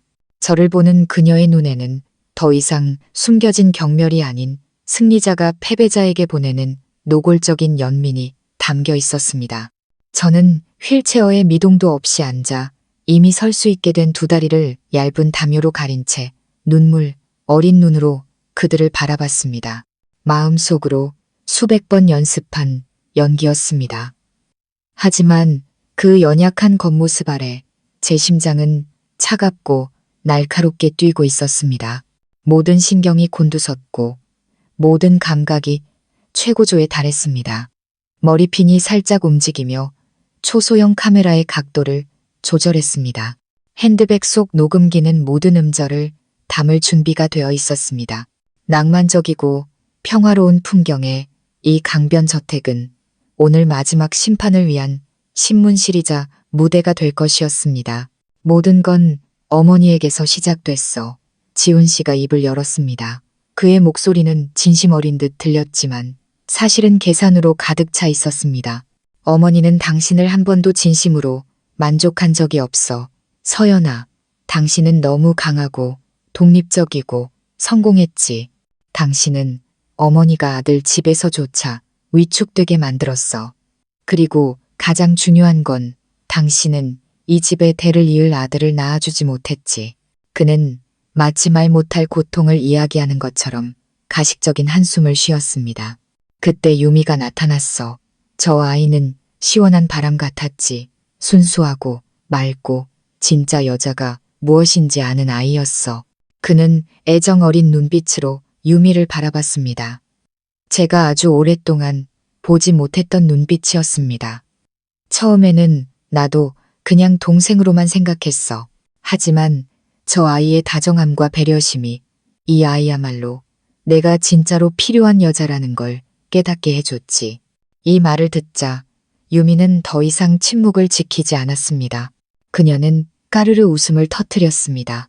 막지만 가시 돋친 웃음소리였습니다. 오빠, 또 겸손하시네. 꼭 내가 먼저 오빠를 유혹한 것처럼 말하잖아요. 우린 그냥 천생연분이었던 거죠.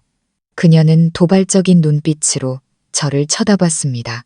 서연 형님, 아마 평생 이해 못하실 거예요.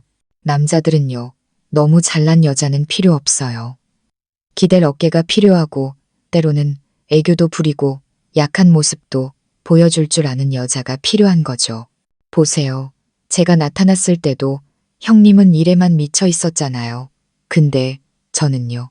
오빠가 피곤할 때 따뜻한 차 한 잔을 타주고 어깨를 주물러주고 형님한테는 절대 말 못할 고민들을 들어줄 줄 알았죠. 사랑은 그런 사소한 거예요. 형님은 돈은 있지만 그런 섬세함은 없었죠. 저는 속이 뒤틀리는 것을 느끼며 가만히 앉아 있었습니다. 질투 때문이 아니라 그녀의 파렴치한 말들에 대한 역겨움 때문이었습니다. 그녀는 자신의 음흉한 행동들을 마치 전리품이자 예술인 것처럼 이야기하고 있었습니다. 저는 그녀가 지훈 씨에게 차를 타주는 것을, 제 앞에서 그의 어깨를 주무르는 것을 본 적이 있었습니다. 그때 저는 그저 사촌 동생의 관심이라고만 생각했습니다. 그것이 치밀하게 계획된 남편 뺏기 작전의 일부였다는 것을 꿈에도 몰랐습니다. 그리고 제가 임신했어요. 유미는 자랑스럽게 배 위에 손을 얹으며 말을 이었습니다. 아들이에요. 형님은 절대 할 수 없었던 일이죠. 지훈 오빠는 대를 이을 사람이 필요했고 시댁에는 장손이 필요했어요. 그때 저희는 더 이상 몰래 만날 수 없다는 걸 알았죠. 형님이 사라져야만 했어요. 사라져야 했다고? 저는 겁에 질린 아내 역할을 완벽하게 소화하며 힘없는 목소리로 되물었습니다. 그래, 지훈 씨가 말을 받았습니다. 그의 목소리는 한층 더 차가워졌습니다. 하지만 평범하게 이혼하는 건 너무 복잡해.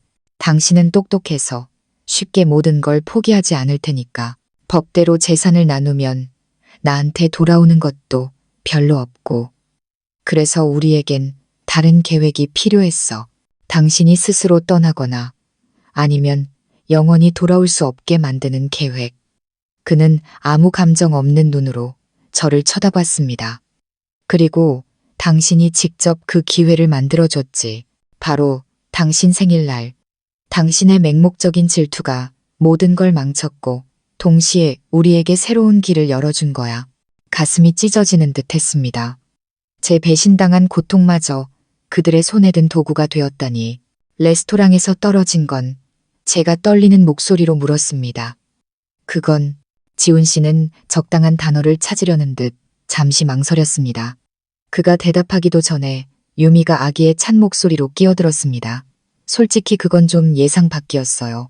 원래 계획은 그냥 몸싸움을 벌여서 지훈 오빠가 당신은 의부증이 심해서 더는 못 살겠다고 말할 명분을 만드는 거였는데 형님이 그렇게 약할 줄은 몰랐죠. 제가 살짝 밀었는데 그냥 난간 너머로 날아가 버리더라고요.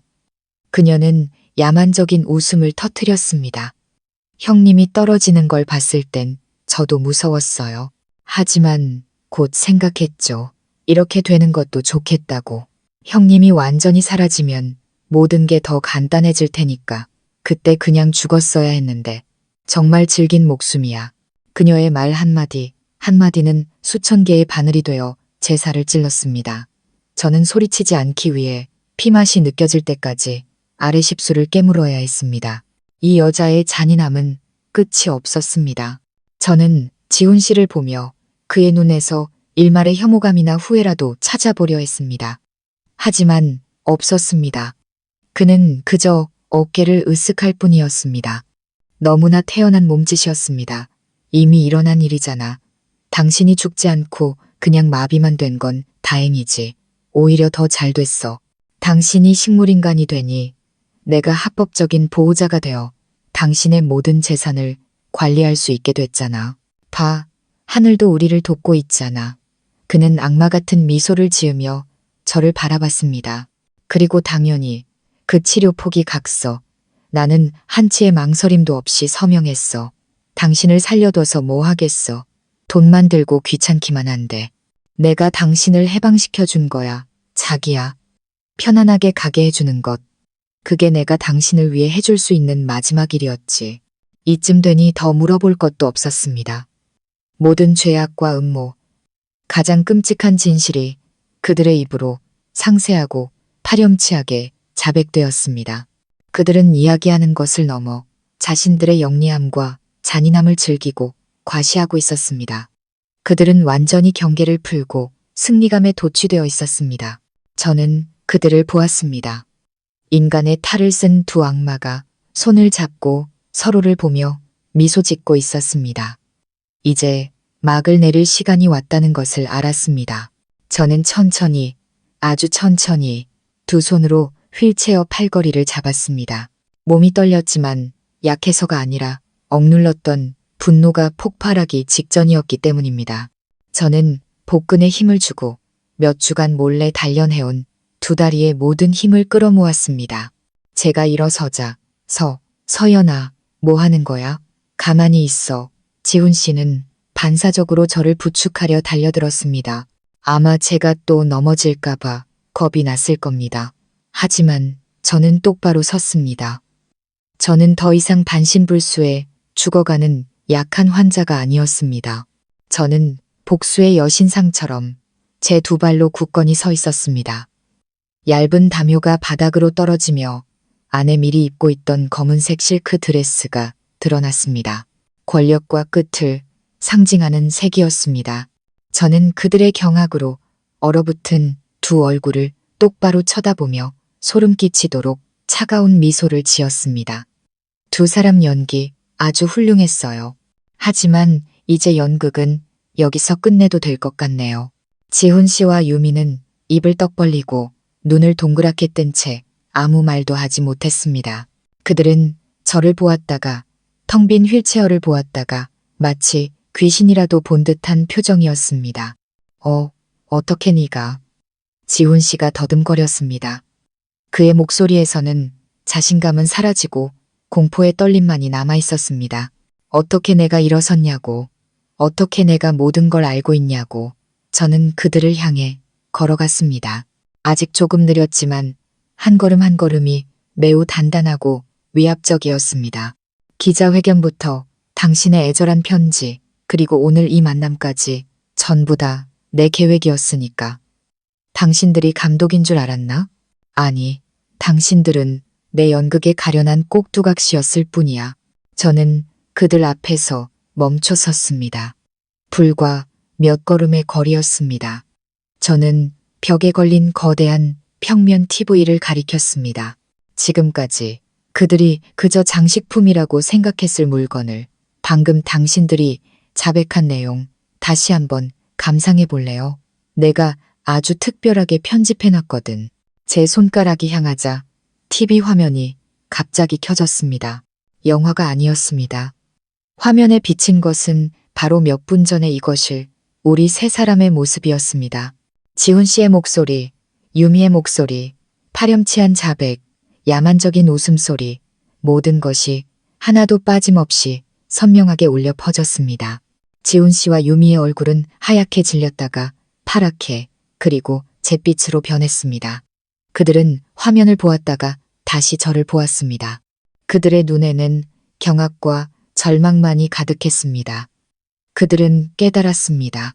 그들은 덫에 걸린 것이 아니라 스스로 제 무덤을 판 것이었습니다. 그들의 연극은 막을 내렸지만 저의 연극, 마지막 심판은 이제 막 시작된 것이었습니다. 안 돼. 이럴 순 없어. 박지훈의 절규가 소름 끼치는 정적을 깼습니다. 그 목소리는 더 이상 유능한 의사의 자신감 넘치는 목소리가 아니었습니다.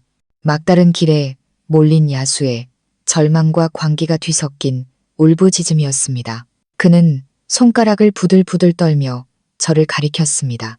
늘 계산으로 번뜩이던 그의 눈은 핏발이 서 감출 수 없는 공포로 가득 차 있었습니다. 네가 날 속였어.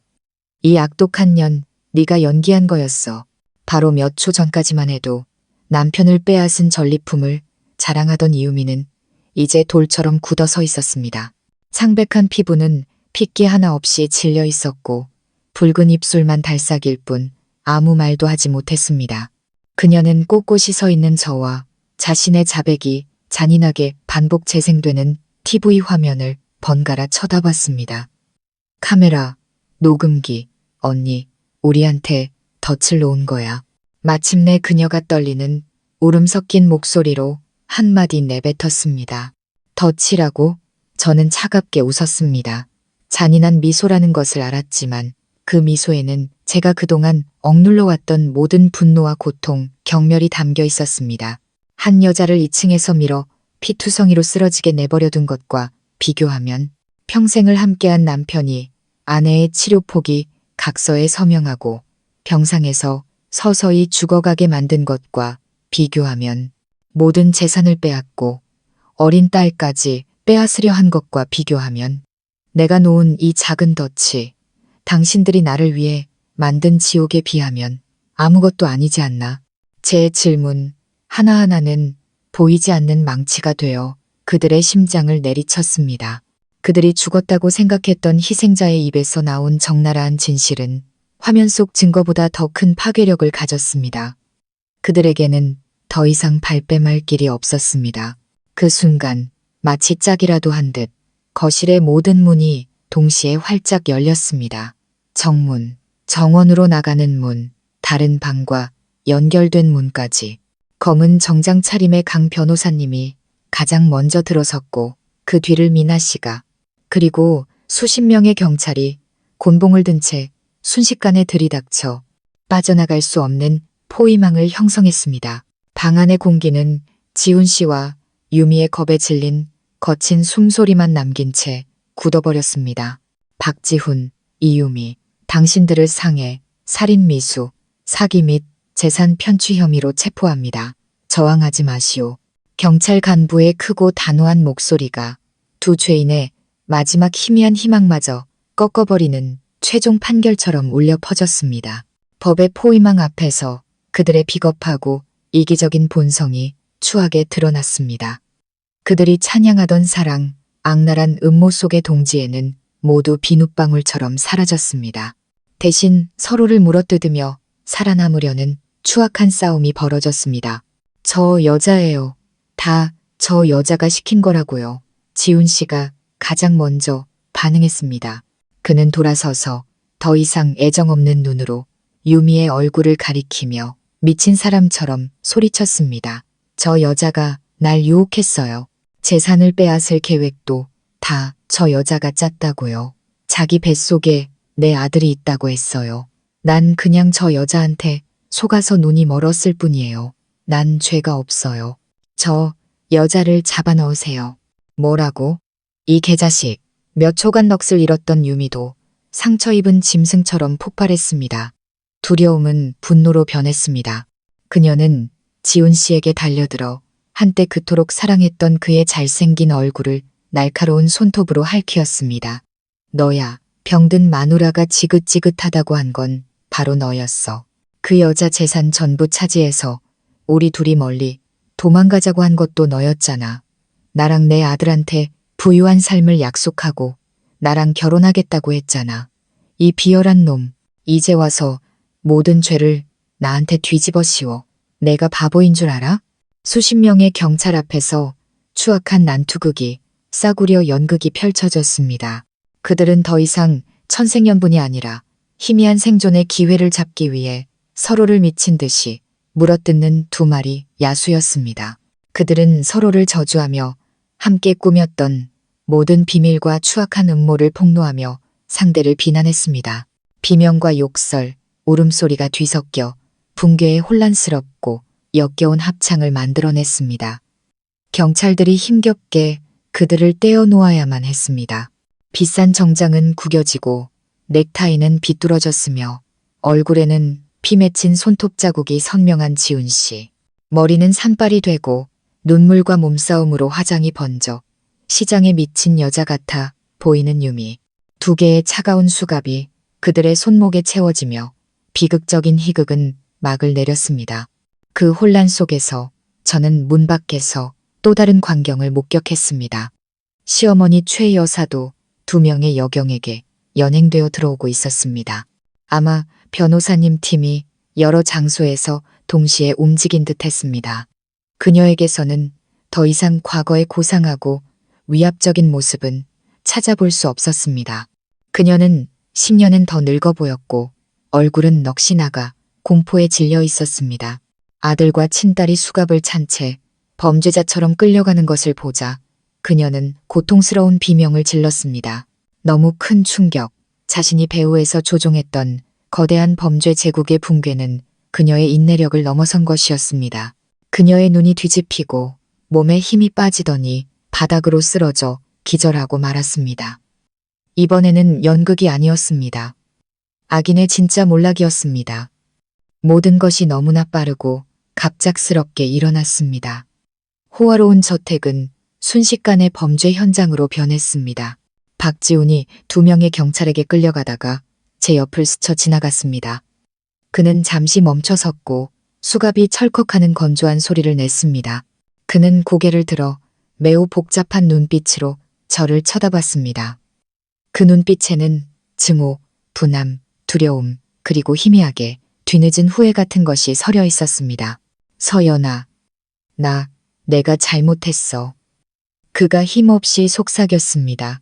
저는 아무 말도 하지 않았습니다.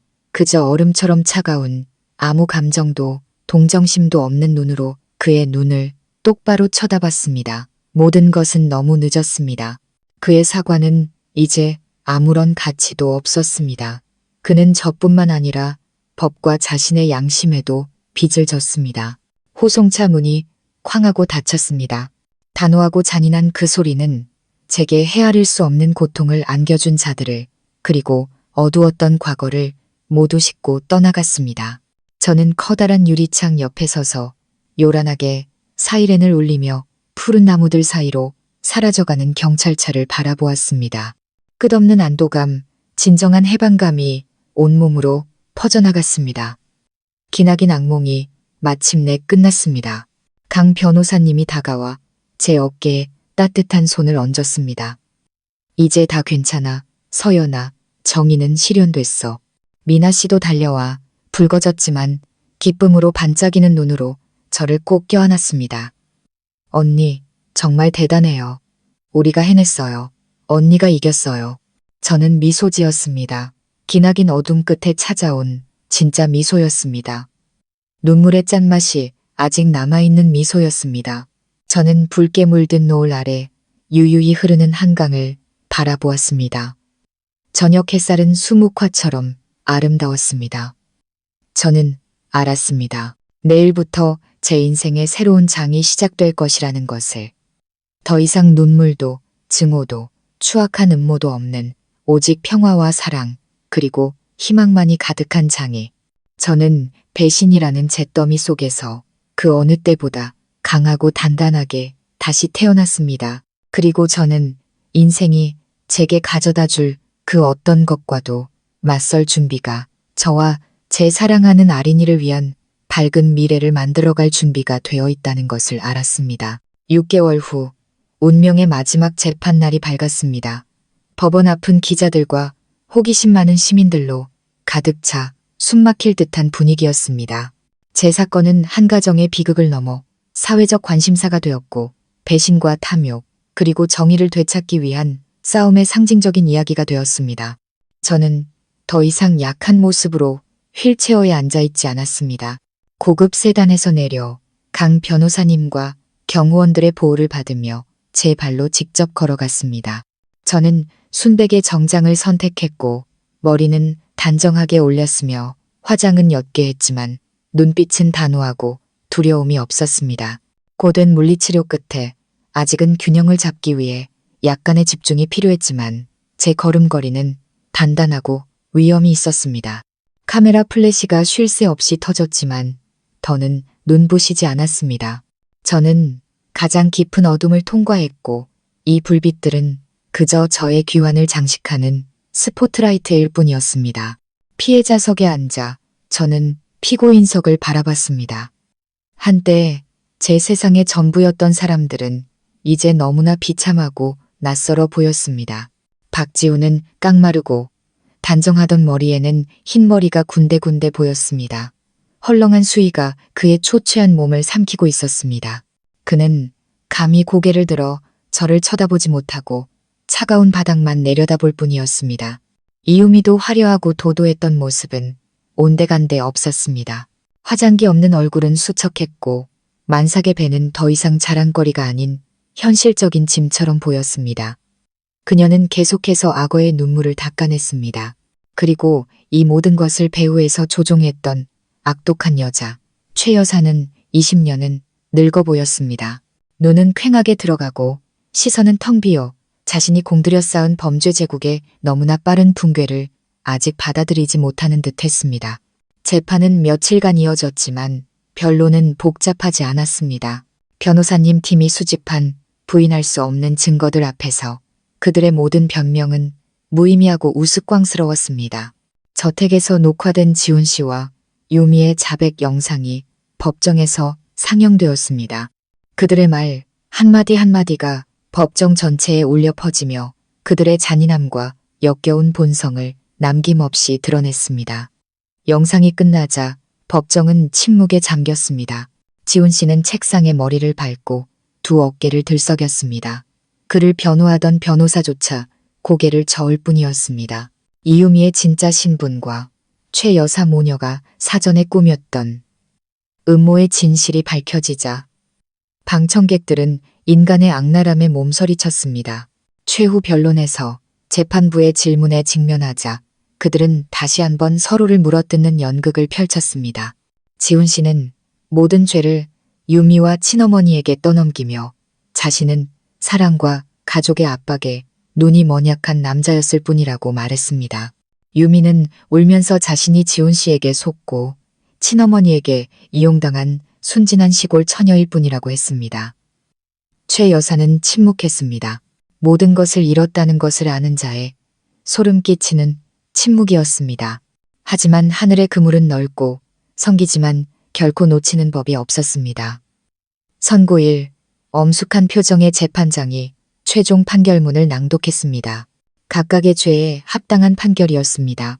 박지호는 주범으로서 상해치사 미수, 살인미수, 사기 및 재산 편취 등 여러 중범죄가 인정되어 최고형인 무기징역을 선고받았습니다. 공범인 이유미는 징역 20년을 선고받고 그녀의 청춘을 감옥에서 보내게 되었습니다. 그녀가 늘 무기로 삼았던 뱃속의 아들은 법원의 요구에 따라 진행된 DNA 검사 결과 지훈 씨의 아들이 아니라는 아이러니한 사실이 밝혀졌습니다.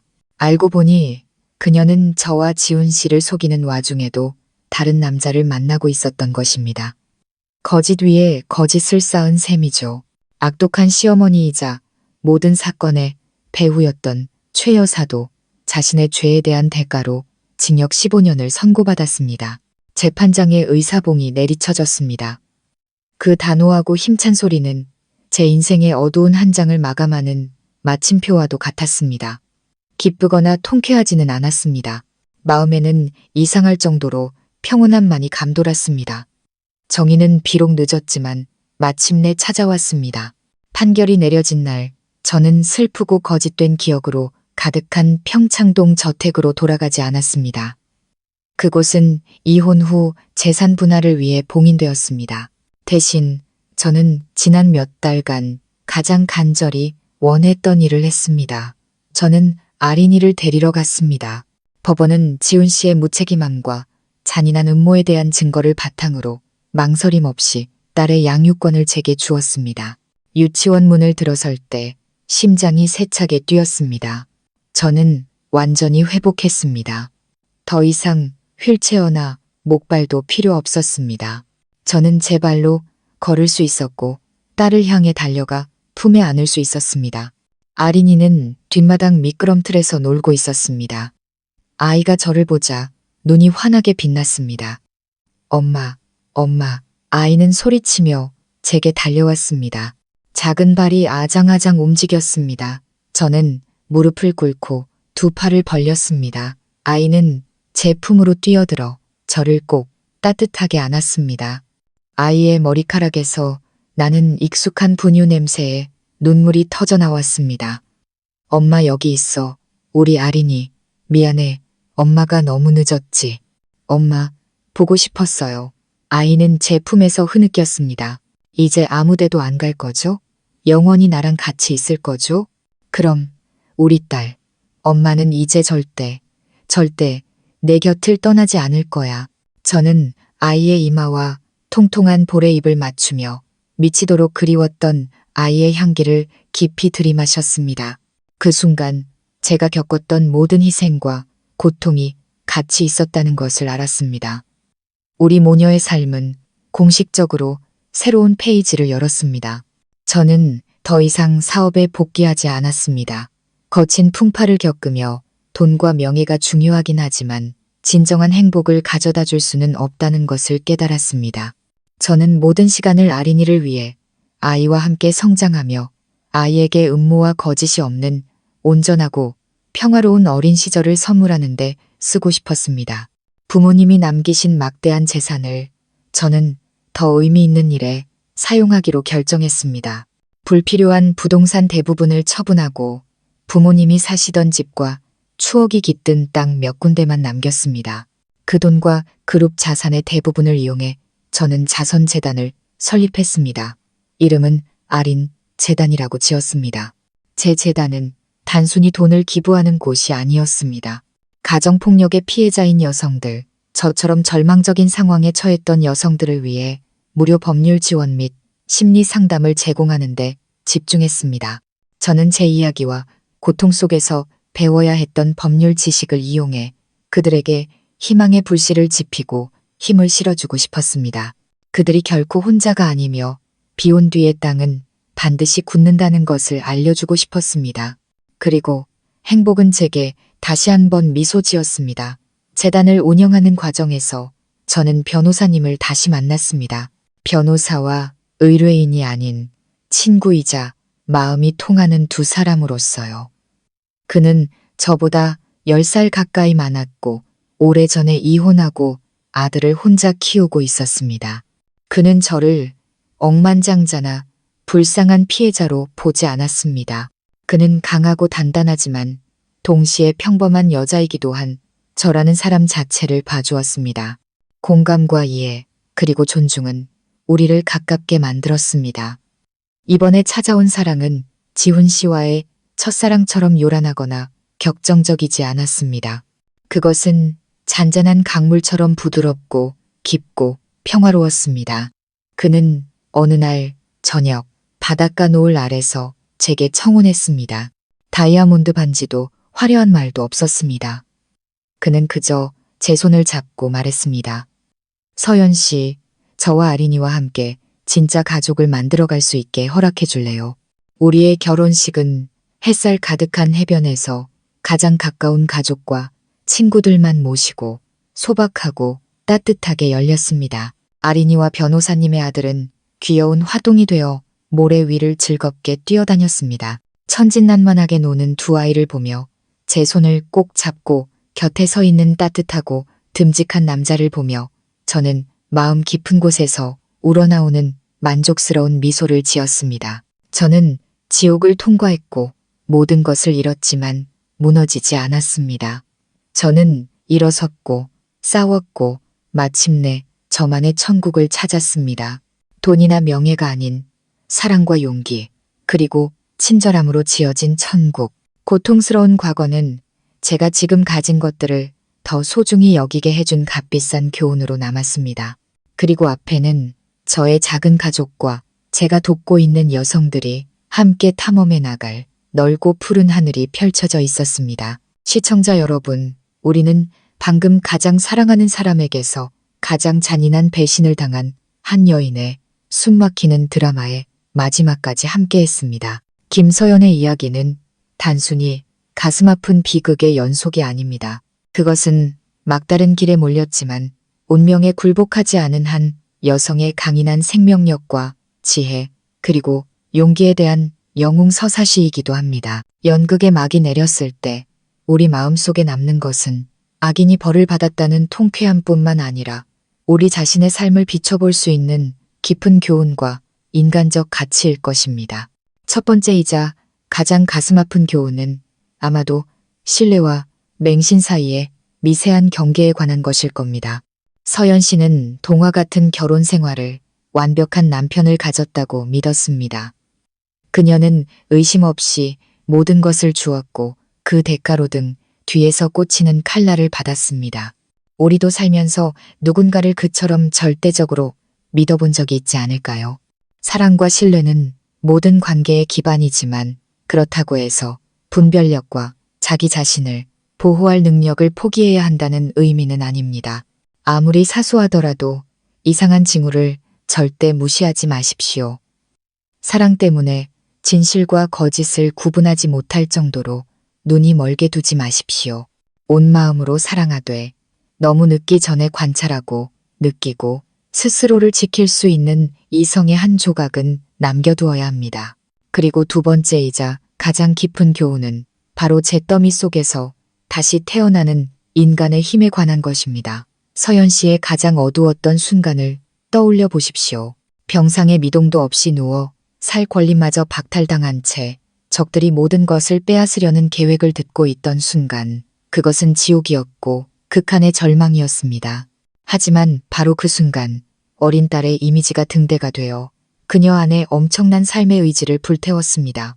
서연 씨의 이야기는 우리에게 가르쳐줍니다. 인생이 우리를 아무리 비참한 상황으로 몰아넣고 우리가 모든 것을 잃는다 해도 살아야 할 이유, 나아갈 목표 하나만 있다면 우리는 다시 일어설 힘을 찾을 수 있다는 것을.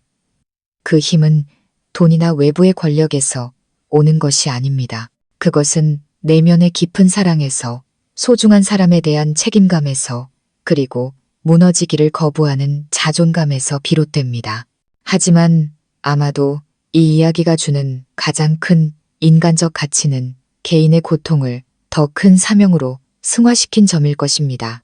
서연 씨는 막대한 재산을 누리며 편안한 삶을 살고 고통스러운 과거를 잊을 수도 있었습니다. 하지만 그녀는 그렇게 하지 않았습니다. 그녀는 자신의 고통스러운 경험과 학대받고 속은 여성의 아픔에 대한 깊은 이해를 바탕으로 아린 재단을 설립했습니다. 그녀는 자신의 상처를 빛으로, 자신의 이야기를 횃불로 바꾸어 수천 명의 다른 여성들에게 길을 비추고 힘을 실어주었습니다. 그것이야말로 가장 완전하고 찬란한 승리입니다. 이는 우리에게 보여줍니다. 한 사람의 가치는 얼마나 고통스럽게 넘어졌는지가 아니라 얼마나 강하게 다시 일어섰으며 얼마나 많은 다른 사람들이 함께 일어서도록 도왔는지에 있다는 것을요. 인생이 항상 꽃길일 수는 없지만 모든 폭풍우가 지나간 뒤 우리는 더 나은, 더 강인하고 더 자비로운 자신이 될 기회를 얻습니다. 서연 씨의 이야기는 비록 교육과 영감을 주기 위해 만들어진 허구의 이야기이지만 우리에게 삶의 핵심 가치를 일깨워 줍니다. 사랑 속에서의 현명함, 역경에 맞서는 용기, 그리고 고통을 의미로 바꾸는 이타심의 힘을 말입니다. 이 이야기를 통해 우리 모두가 자신을 더 사랑하고 소중한 사람들을 귀하게 여기며 인생의 해로운 것들을 과감히 떨쳐낼 용기를 얻기를 바랍니다. 여러분은 서연 씨의 여정에서 무엇을 가장 깊이 느끼셨나요? 어떤 교훈이 여러분의 마음에 와닿았나요? 아래 댓글로 여러분의 생각을 공유해 주세요. 이 이야기가 의미 있었다면 좋아요와 공유, 그리고 마음쉼터 채널 구독을 잊지 마세요. 앞으로도 함께 더 많은 인생 이야기를 듣고 생각하는 시간을 가질 수 있기를 바랍니다.